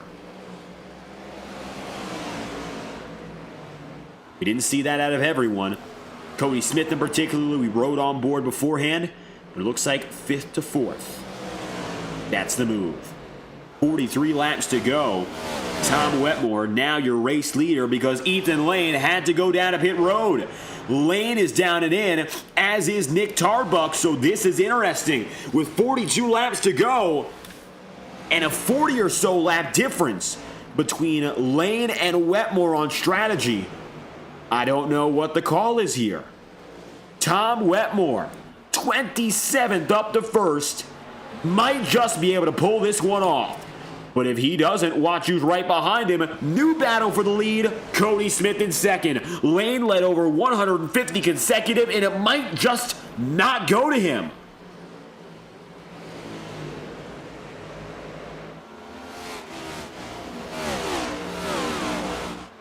Wow. I mean, talk about a moment for the number 18 of Cody Smith and the 51 especially of Tom Wetmore. Wetmore now sitting in a position where victory is still in the cards. Something he wasn't thinking about for certain. And 40 laps to go. Now, from what was the back of the field to leading and Ethan Lane out of the frame, tire strategy. I don't think that's the main priority any longer. I think you got to look at fuel and making it to the checkered.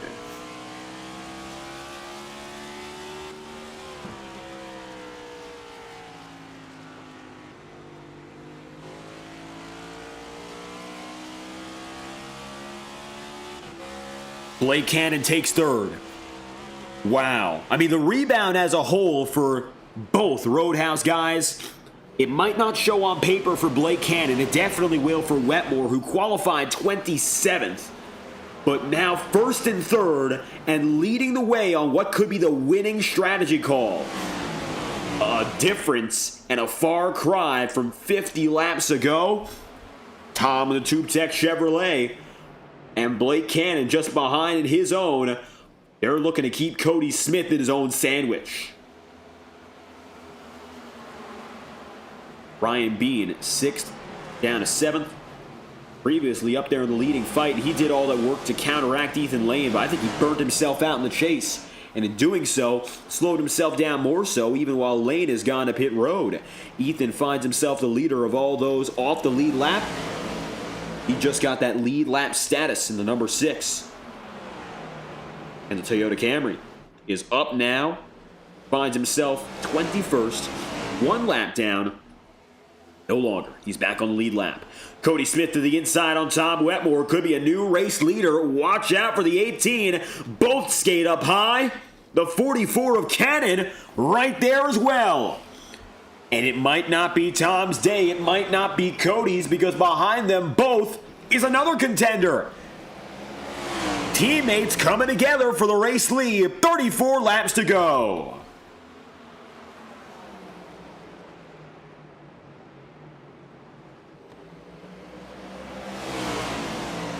Cody Smith here on the inside, trying what he can. He hasn't yet gotten the advantage, but he's lunged it in multiple times over, and Tom Wetmore is well aware of what's going on.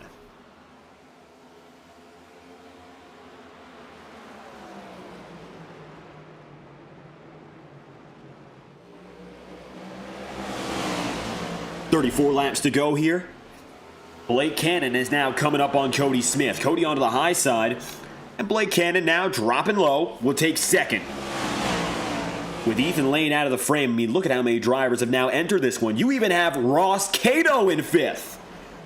Cato's been able to pull himself up in the mix here.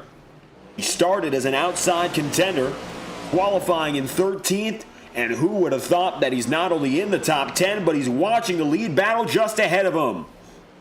Campbell down low, Cody Smith up high.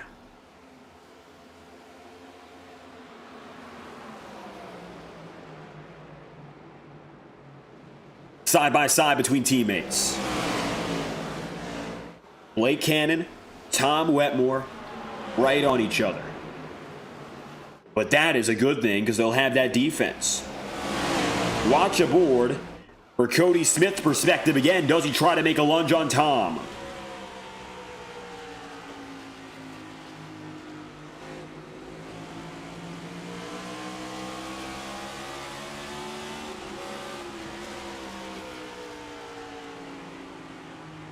Cody up high, still trying that different groove. Tom Wetmore with a big block.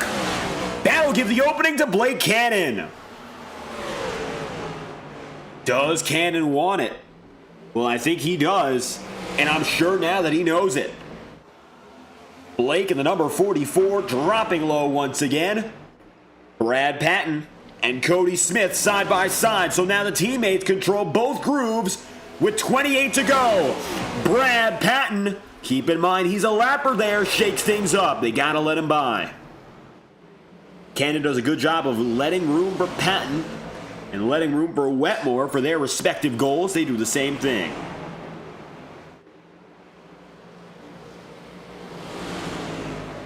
"28 laps to go here. Side by side, Wetmore and Cannon again. Cody Smith being boxed up. And Nick Tarbuck, the lapper, is going to try to get by. Again, Nick is on that newer rubber. He's trying to get around and pull it all together with 28 laps to go. Oh, caution's out. Yellow flag is going to fly with 27 laps remaining. It's Woody Mahan for the second time tonight. Watch what happens. Mahan contact with Matt Sizzler into Jacob Fife and Sean Kalist. Pull it back for the full incident, and you'll see what exactly caused it.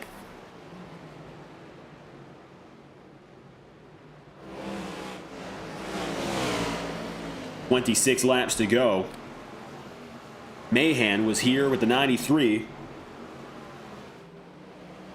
And the incident begins as Jacob Fife is down low. Mahan tries to avoid, gets up into Sizzler, then collects Sean Kalist, and Fife inevitably gets hit twice.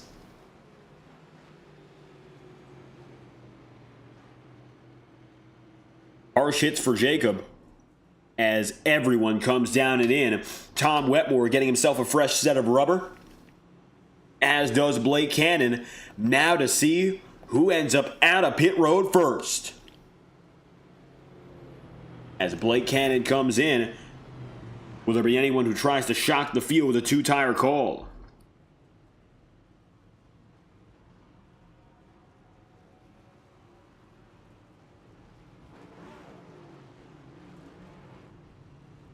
Looks like no shockers. Tom Wetmore.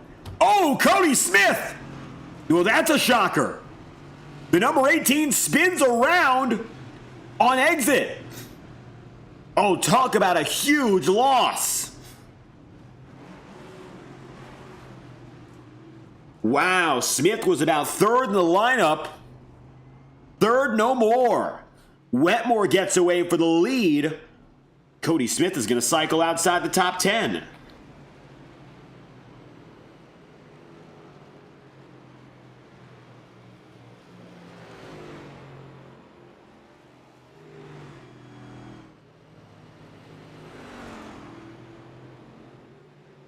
"24 laps to go."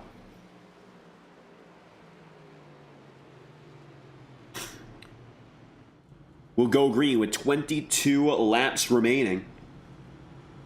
So, with that said, as we come back to green, we're going to crank it up with iRacing's best camera providers. Whiplash Sim Cams, no better place to go for your camera needs than Whiplash. And if you're a new broadcaster, you can start for free with sample packages on their Discord server. If you got that expertise and you know you like what you see on FTN, you can purchase their products. $5 a piece per car, per track. No licensing fees necessary, no strings attached, no subscription. It's yours, you buy it, and you keep it. Thank you to Pit Stop TV, the Whiplash TV crew, SimCams, unlike any other. Visit their social media platforms today and take a good watch and take a good listen as we are set to go green with 22 laps remaining. Wetmore, Cannon, Campbell, Cato, 1, 2, 3, 4 as we get back to business. 22 laps to go. Teammates on the front row looking to lock up a 1-2 win from the action track. Let's crank it up with 22 laps remaining here in Richmond.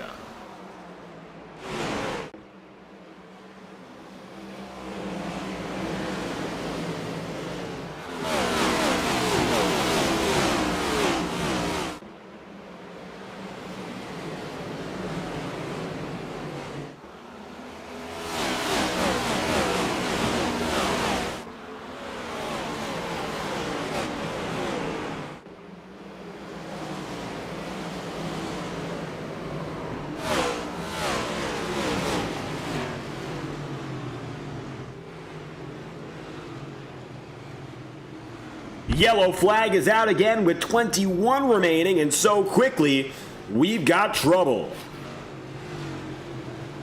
Gonna postpone or crank it up there. Jacob Fife with that misfigured number 36. Seeing problems to begin with. What just happened? Well, you'll see it here. The Hornet's Nest was right ahead at the time of the incident, and it's going to be Ross Cato and Nicholas Ward with problems. Ward, in particular, at the back of the field.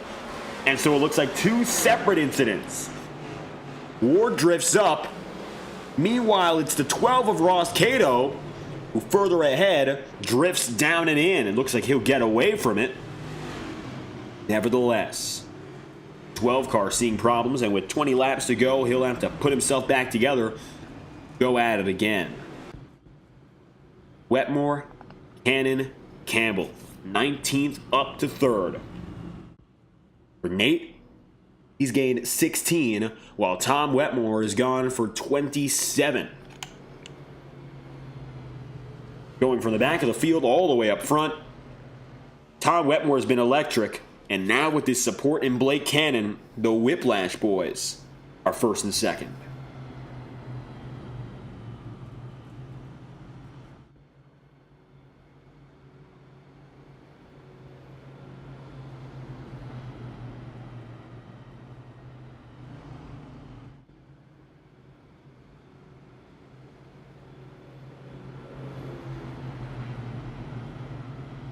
Coming to 18 laps to go up next.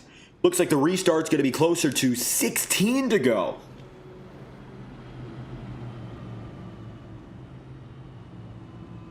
Single file as it stands.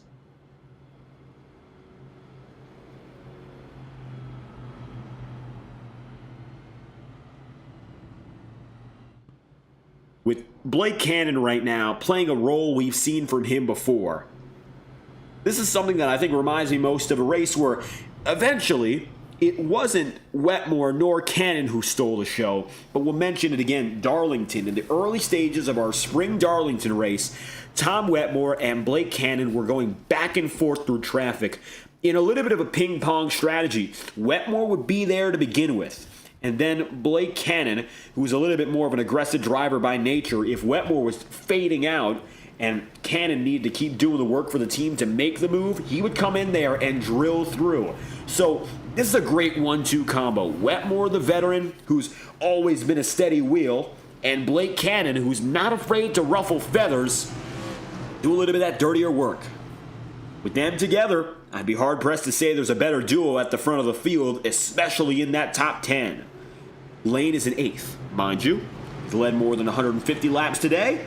I don't think he likes hearing that he's not in the best position, but I don't think he cares, because no matter what, he's going to find a way. He's in the top 10 right now. That's a lot better than he was more than 20 laps ago. Green flag's out, 17 remaining. Take 2 at cranking it up from Richmond. Green flag's out.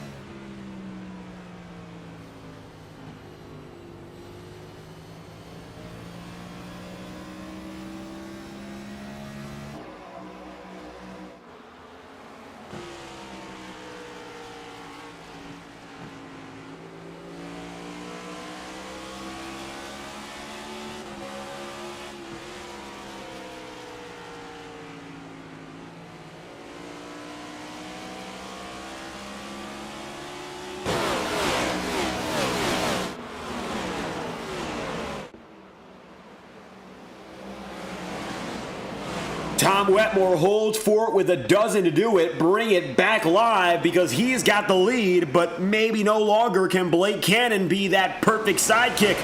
He's facing trouble. Nate Campbell just got around him, and look who else is coming. Ethan Lane. 3 wide now for second place. Who of anyone can hold off Lane? They had 50 laps without him. They had the substitutes in the lead, and it's almost like getting that main teacher back in the classroom, and the students are not happy. Lane is being held off, though, and Cannon is giving it everything he's got. Now that is being a teammate.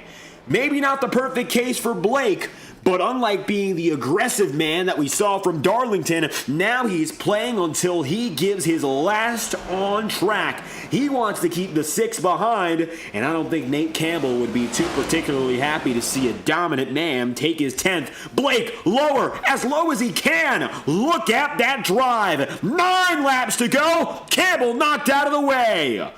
Oh, and Blake Cannon, I know he saw that one. And I think that's gonna leave a firm imprint in his mind no matter how he's driven. And right behind is Ethan Lane. You can see it there, right across and into turns 1 and 2. Lane can't be blocked through this one. Blake's just gonna have to get a perfect run down the back straightaway. No promises. The 44 taken up high. Lane in the 6 is surging. He has dominated this entire race. That is without a doubt. So to lose it would be beyond disheartening. But with 7 laps to go, if Blake Cannon can do anything, he just has to keep with Lane and lockstep. He's still there. Down the back straightaway.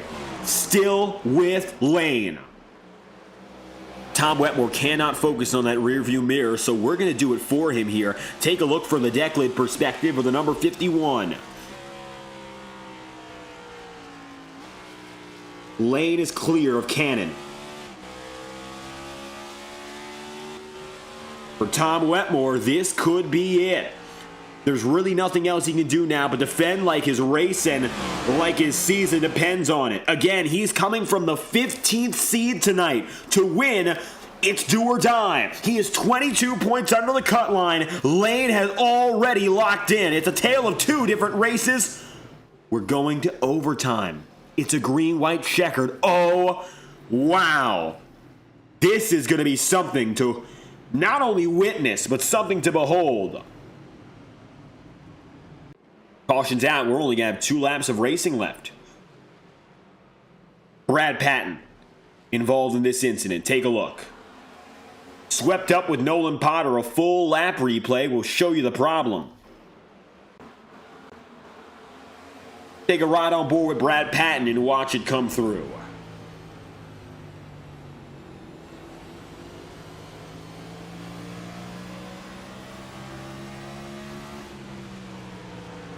Squeeze 3 wide middle, and this is the moment of truth. Too little room for too many drivers. And Brad Patton is driven up the wall.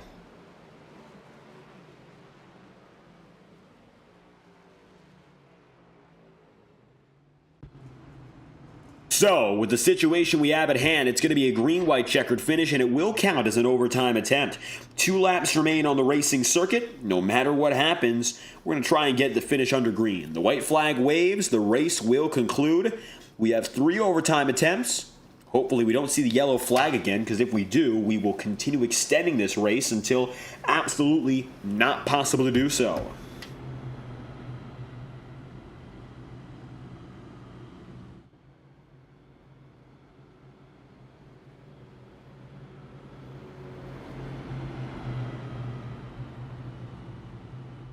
Two to go next time around. Ethan Lane and Tom Wetmore will be going at it for the win. Blake Cannon held on valiantly, and I think that defense he put down with 9 laps to go, where he made those chopping blocks on Lane, that was huge. That was everything. He got him on the front straightaway twice, which is very hard to do for Ethan Lane. And not only did Blake Cannon do that, he was also able to do it without any contact. Just goes to show that he was making clean blocks, but also big blocks. And momentum killers like that, they make differences not only for brief moments, but for several laps. As such, if you're Cannon right now, all you can do is watch. But the next best thing you can do is push. Maybe, just maybe, he'll be able to get there ahead of Ethan Lane.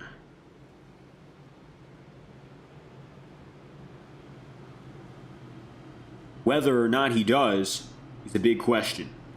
But for Ethan Lane, who has led upwards of 150 laps, to let this one slip and let it not be his 10th victory would be horrible. Double file all the way down from 1st to 26th.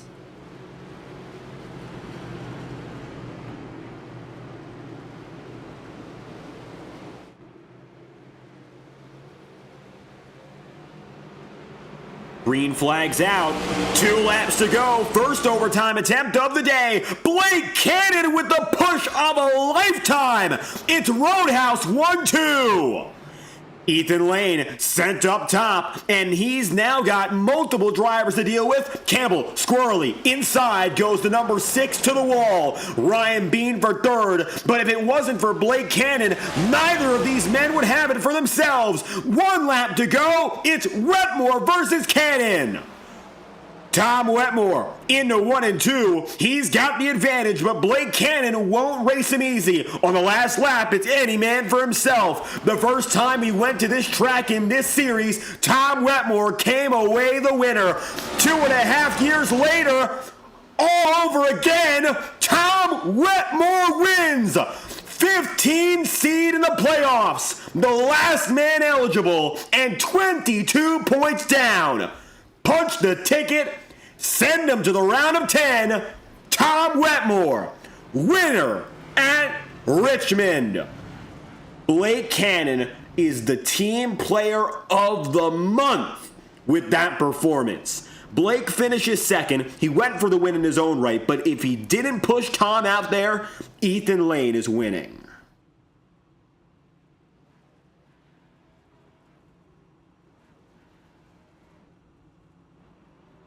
Roadhouse, 1-2.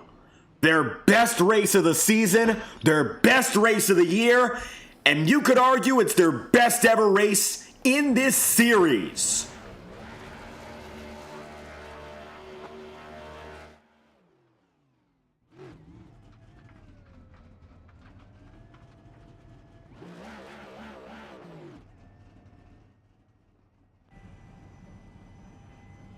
Tom Wetmore gets his third win of the season, and when the lights were brightest, Tom comes away with a checkered.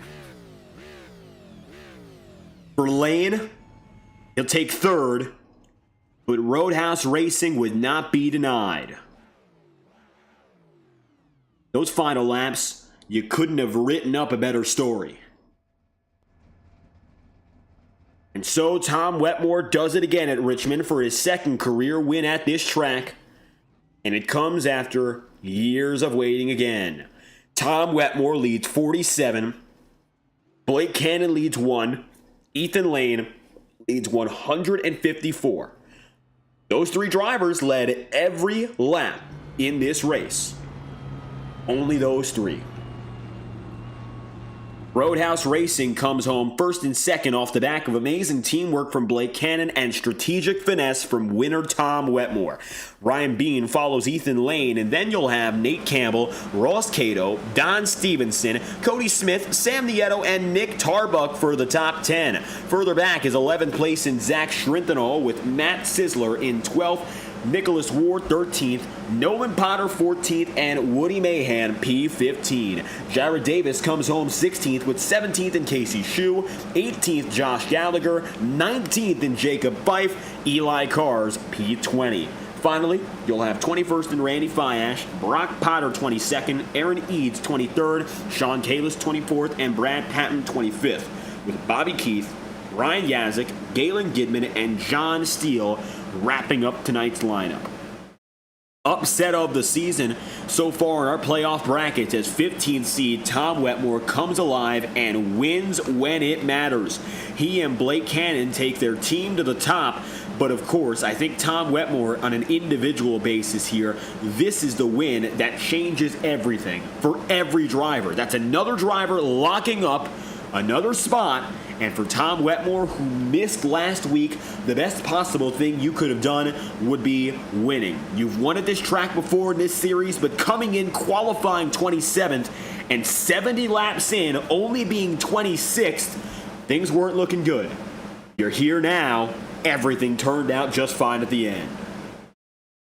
Man, what an absolute banger of a race tonight. I mean, shout out to the Roadhouse Motorsport team. Obviously, huge win here to hopefully propel two of us into the next round. So really big, but we're actually out of town for work in Chicago tonight. So got to thank the boys over at Sim Racing of South Barrington, catering to me tonight out of town on a rig we never drove before. So we decided to start out back and get used to the rig as we started to move forward. And fortunately in the mid race there, we had some opportunity with some pit calls where we were able to take 4 tires, and some of the guys hunting for stage points, there's no way they could do that with their strategy calls. So that put us in a position to leapfrog some of the cars that were in the top 10 all night. And then it was just up to us to be able to hold them off. So fortunately, we had the protection of Robin Steele's attorney at law on the side of this rig, and TubeTech fabricated a hell of a race car tonight. So thanks to all those boys in Vex Visions for putting a car together that looks damn good on something that Mr. Chad over at Big Evil Designs gave us a base to start with. So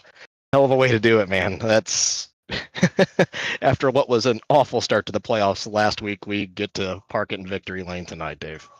And of course, it all comes down to that final pit stop call you made to come in at lap number 96, which was 40 laps astray from guys like Ethan Lane and company. You went in a lot later, and in large part, it came down to not having track position to begin with. Did you think that was end up being the winning call, though?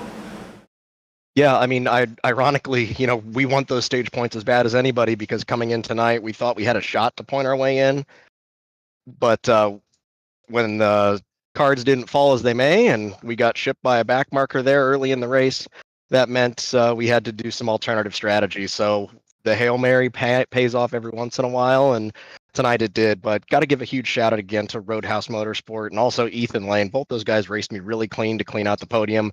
Either one of those guys could have washed me up going into 3 and 4 or 1 and 2. I think they had the pace on me. I'd cooked my right front pretty good already. So for those guys to race me clean, just proof of the integrity over here at Integrity Racing League. And of course, Blake Cannon, teammate with you and Roadhouse crew. I think honestly, and you had your own fantastic race, but if you two didn't have each other, I would be hard pressed to say you would have had the clear-cut edge over everyone behind. Yeah, I mean, no doubt. I saw a couple times Blake washed up and he got out of it, and I don't think necessarily that's just a testament to the teammate, but a testament to everybody here at Integrity. I mean, you watch guys in the top 10 run side by side for lap after lap after lap here. And granted, Richmond was a little wild tonight, but it's a testament. You don't have to go for every moment. But with 2 to go, man, I would expect a guy like Ethan or a guy like Blake to send it. And for them to have the respect for me, I really appreciate that and look forward to paying that one forward.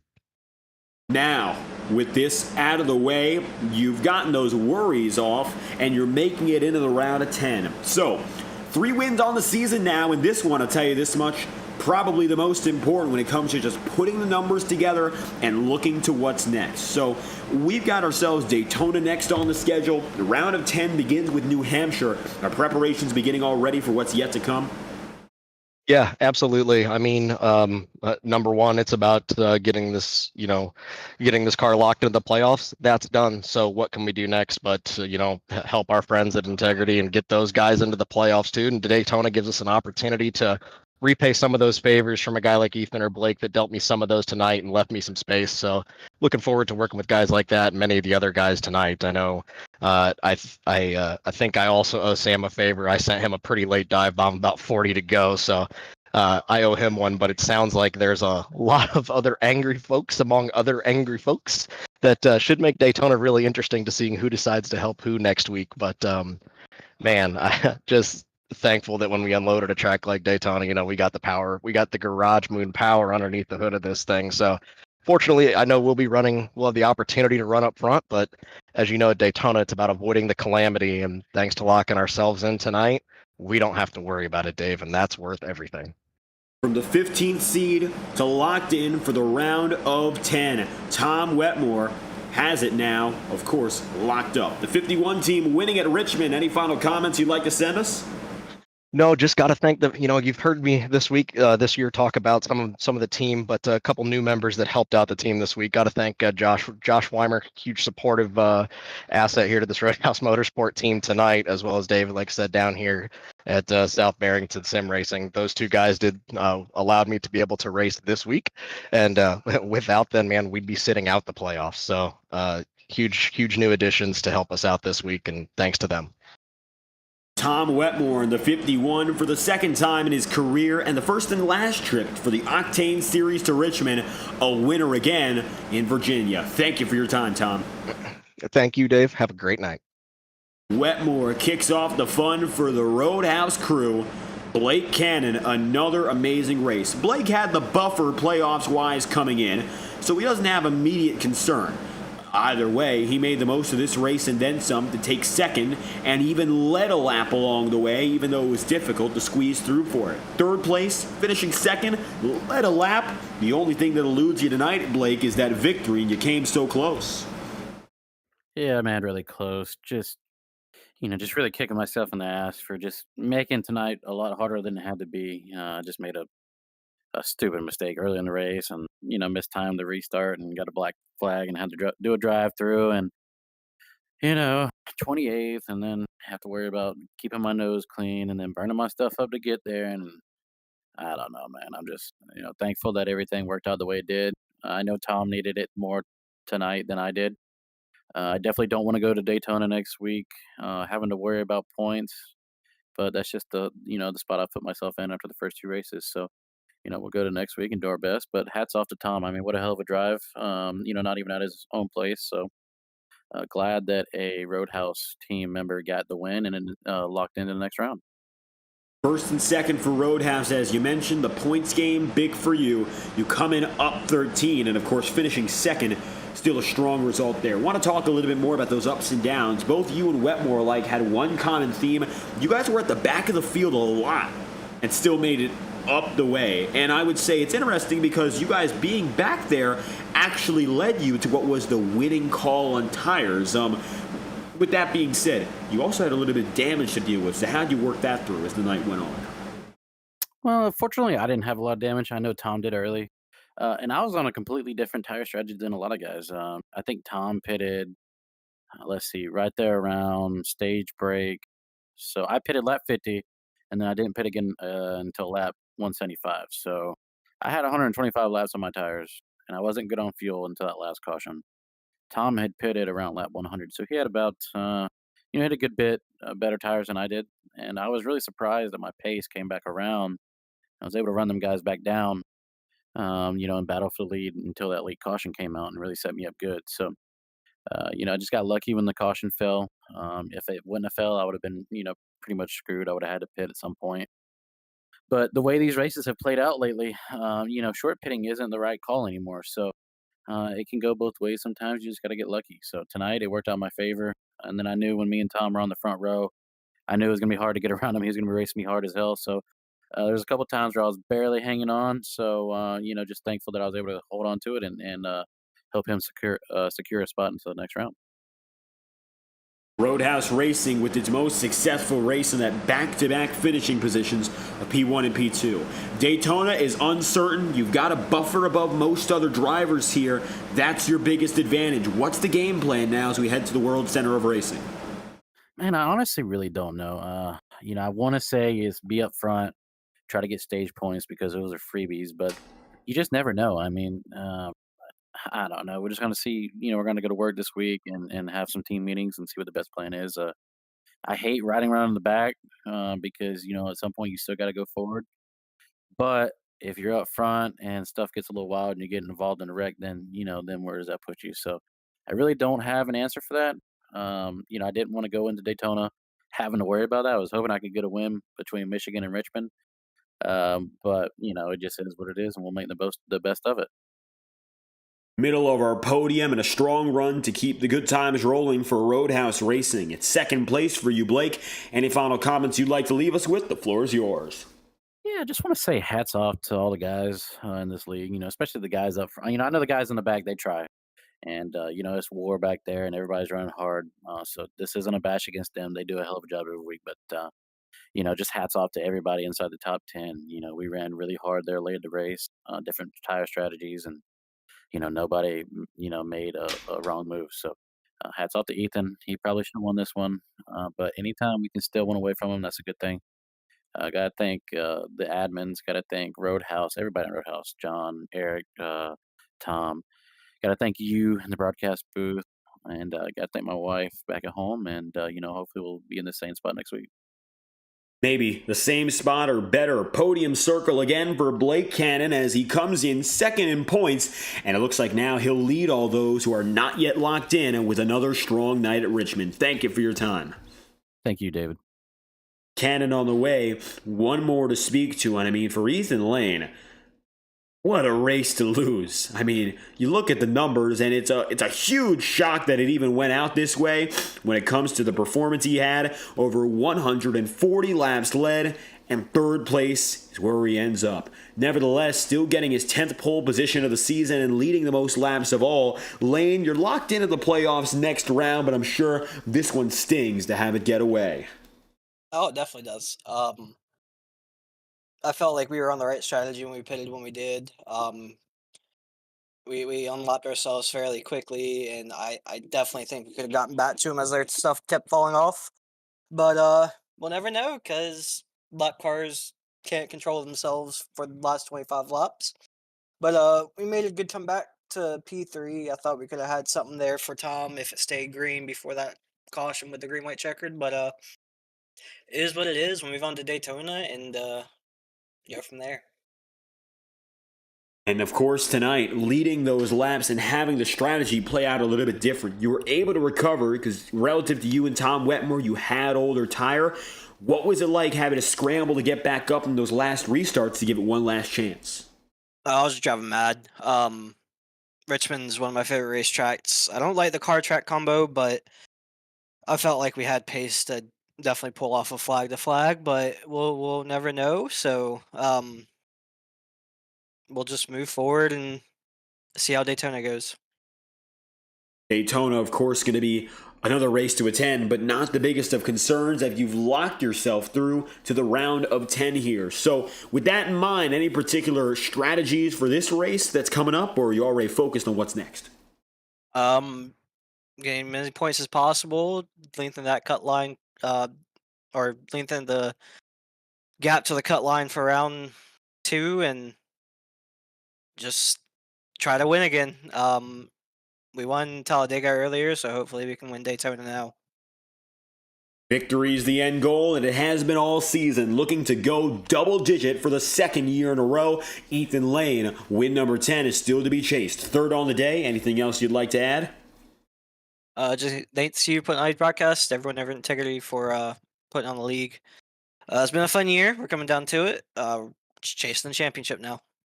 It's all about the title. Ethan Lane, strong performance here from Virginia to pull through with another podium. Thank you for your time. Thank you.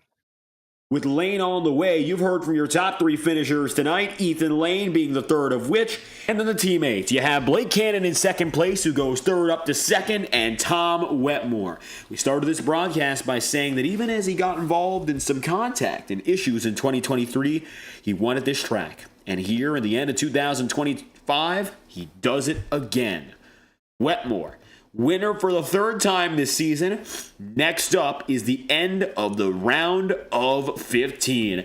Daytona, the world center of racing, 250 miles. That's next Tuesday night, live on FTN Broadcasting. Until then, we'll next be live on Saturday night as SNT returns. We would love to have you there. I hope you stay tuned for our next coverage of the Integrity Racing League. Monday nights at 9 p.m. and Tuesday nights at 9 p.m. for the Ignite and Octane Series, respectively. I've been your host, David Kreutz, commentating and producing. So if you like the stream, make sure to leave a like on, of course, the stream itself, and subscribe. We'd love to have your support for each and every week as we get down to our championship hunt for both series.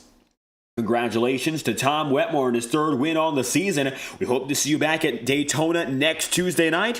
Thank you for watching the Integrity Racing League on FTN. We hope you have a fantastic night.